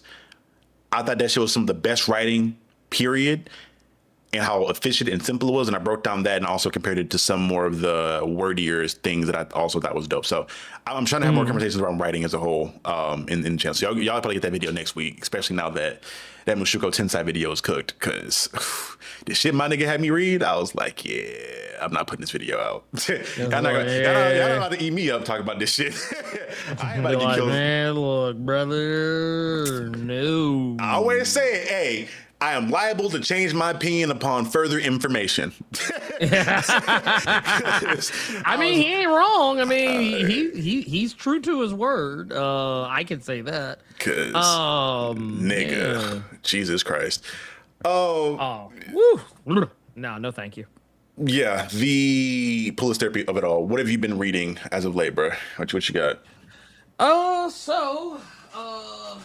Woo.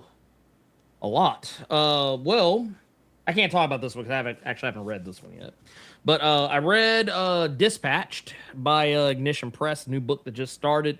Basically, the long and short of it is, it's effectively Die Hard, but no John McClane, or at least the John McClane in this particular instance is not a cop from another city hanging out in another city. He's a guy who we don't really know exactly what his job was 100%, but he used to be a government agent who worked in like kind of a black ops capacity. He's got a very dark past, and for whatever reason, he is no longer working for the government, and he is now living a civilian lifestyle, and he delivers packages by way of not Amazon. And he gets trapped inside of a building with some crooks who are basically sieging the place. And this is the world's most dangerous man. So the world's most dangerous man is delivering your packages. The other one is Thundercat Silverhawks, because the series has been fantastic. Absolute love letter to the original Thundercat series, the Silverhawk series, and everything in between. Fantastic, top work, if I do say so myself. I think it bears no extra glazing beyond that. Destination Kill by Oni Press. This is a book that, well, I will go ahead and say, don't expect a whole heap of a lot out of it from an art perspective, because it's got a very like super stylized art style. But this is basically a book that is about a future where the world is being automized, and as opposed to treating people's mental health, corporations basically just fill you full of pills.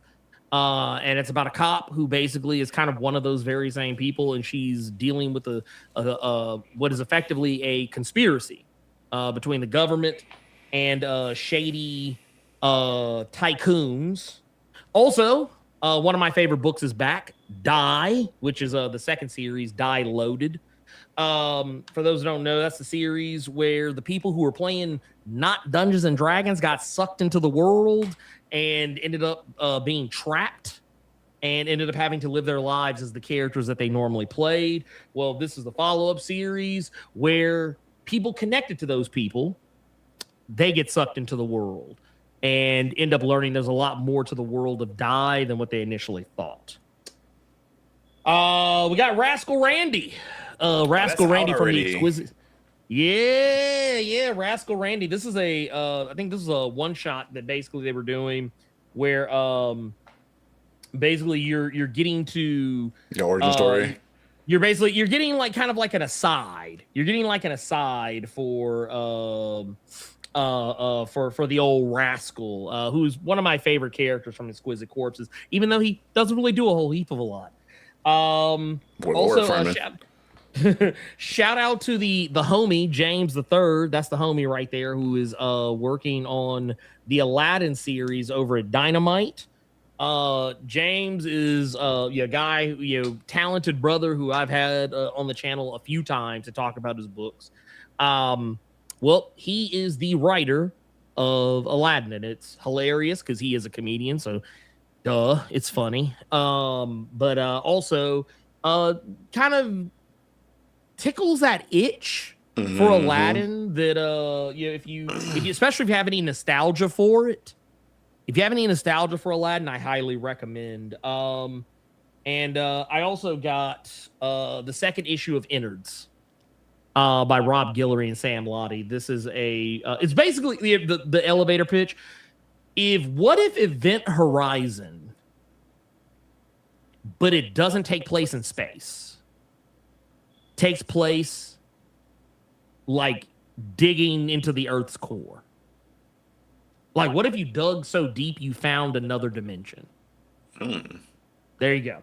That's what Innards is. And also, I found this. I was like, hey, let me pick this up because I saw they had a copy of Ben 10. I haven't picked up the first issue yet. I've read it, just I didn't have a physical version. But yeah, that's what I got.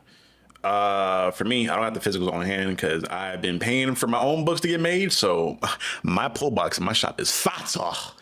I'm waiting on them to give me a call. Like, hey, nigga, your box getting kind of big. So I'm going to pick all my shit up next week. But as regards to the books I've been reading, shout out to my boy Ernestine at Orange Phoenix Media because he put me on to the Aladdin book. I read that for his stream I did with him yesterday or the day before. And I enjoyed that a lot.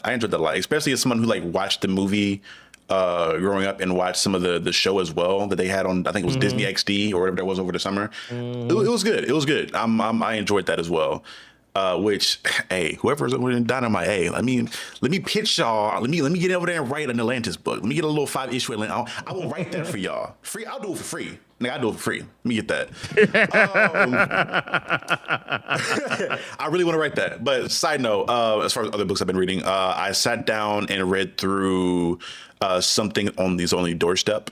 I thoroughly enjoyed that comic, and I have the trade also in my pull box that it was a fire story. Art was phenomenal. Story was phenomenal. I love the way it divulged. For people that aren't aware, it's a horror story.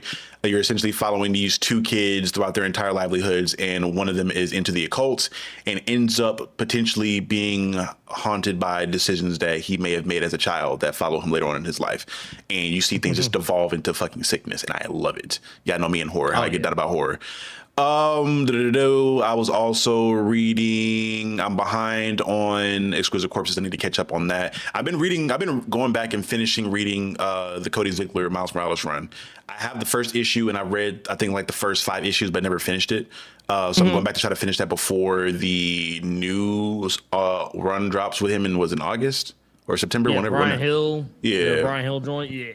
Yeah, I want to see the anime goodness that was Cody Ziegler's run on that character and enjoy that. Also, obviously still reading Witchblade by Marguerite Bennett. Fire Odin with Marguerite Bennett and James Tynion IV is also phenomenal. And I've also been working my way through reading Something Is Killing the Children, and I'm going to work to pick up the compendiums for that because I've thoroughly enjoyed that. And I'm buying that bandana. Damn it, I'm buying that bandana. That shit's hard as fuck. I want that. Oh, this hardcover? I didn't know there were hardcovers for it. I saw a soft trade in my shop. I'm getting them hardcovers then. Yeah, no, the hardcovers is where it's at, and it will get you pretty far into.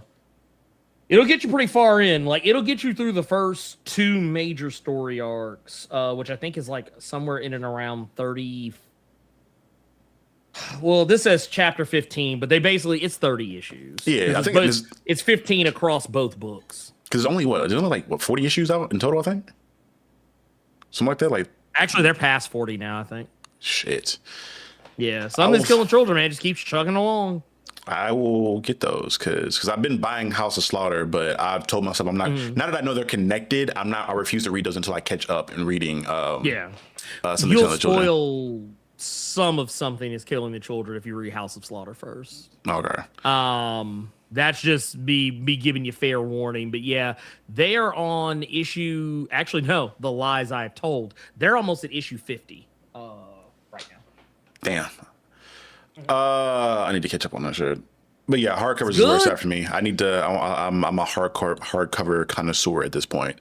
I used to be the nigga that needed every first issue known to man. At this point, I'll buy a trade or a hardcover if it's easy for me to store. Yeah. That, and I think that's pretty much it of all the stuff that I was reading. I will say this just because I meant to cover it on a stream, but I can't do it on Tuesdays because my boy JP is scary and doesn't watch horror movies like that. And Carrie wasn't here today. But if y'all have not seen Evil Dead Burn, oh my God, go We were watch supposed that. to see it yesterday, but Bruh. we ended up having something else come up. But I'm gonna probably go see it tomorrow, most likely. That shit is so good to me.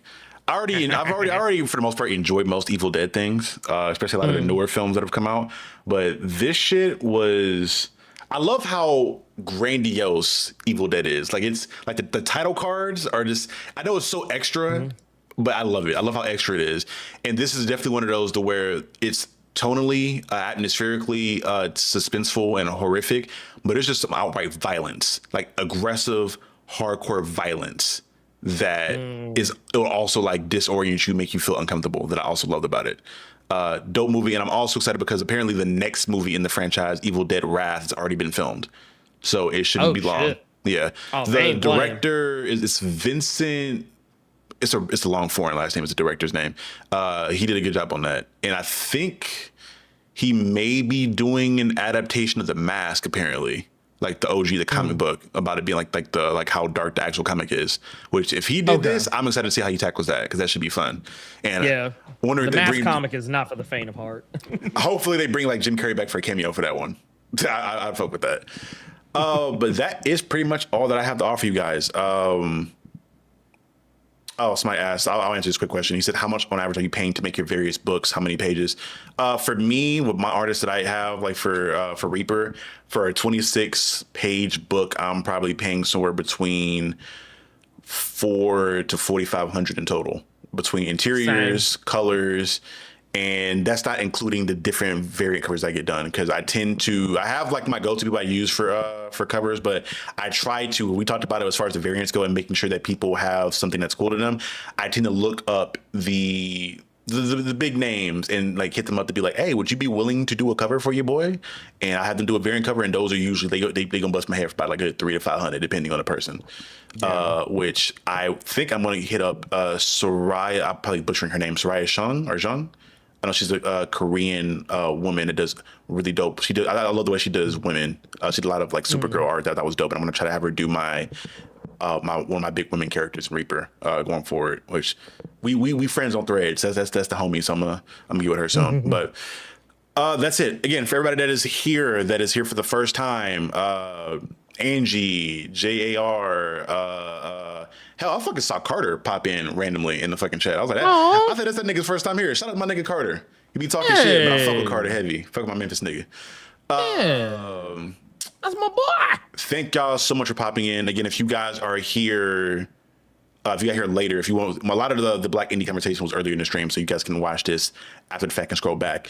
But if this is your first time here, this is Pull List Therapy. This is a stream that I do every Sunday at 9 p.m. Eastern with myself and usually Dr. K every night. But Ernie's usually here at this point. Ernie damn near fucking co-host at this point. And then on Tuesdays, I do a stream called The Captain's Lounge, with myself and my boy Jay get into a lot of things that is pop culture. We tended to cover a lot more gaming content and just things in pop culture and things from a sociological framework on Tuesdays at 8 p.m. Eastern, and then you guys get 2 uploads from me throughout the week. We'll see about this week because that Mushoku Tensei video got killed. I recorded that shit. It was like, yeah, I'm not putting this shit out. But you guys at bare minimum for sure get 1 video from me. I had to record another backup video for this next week to send to my editor, probably the night before I go to sleep. But that is pretty much it, y'all. Again, this is Captain Diesel, Captain Diesel's Dojo. If you guys want to do the thing, support the video, like the video, subscribe to the channel, and go check out the Sex Criminals video that I put up this past Monday. Go like that video and give that a look if you guys want to see some more indie books that you think are worthwhile. It's a freaky nigga book, but not as freaky as you would think. But also more freaky than you probably would think as well. But again, this is Captain Diesel, Captain Diesel's Dojo. My boy Ernie Blur Without Fear. We'll see you guys next week. But before you go, remember, forever and always. You're now watching the Captain. Peace, y'all. Be good people.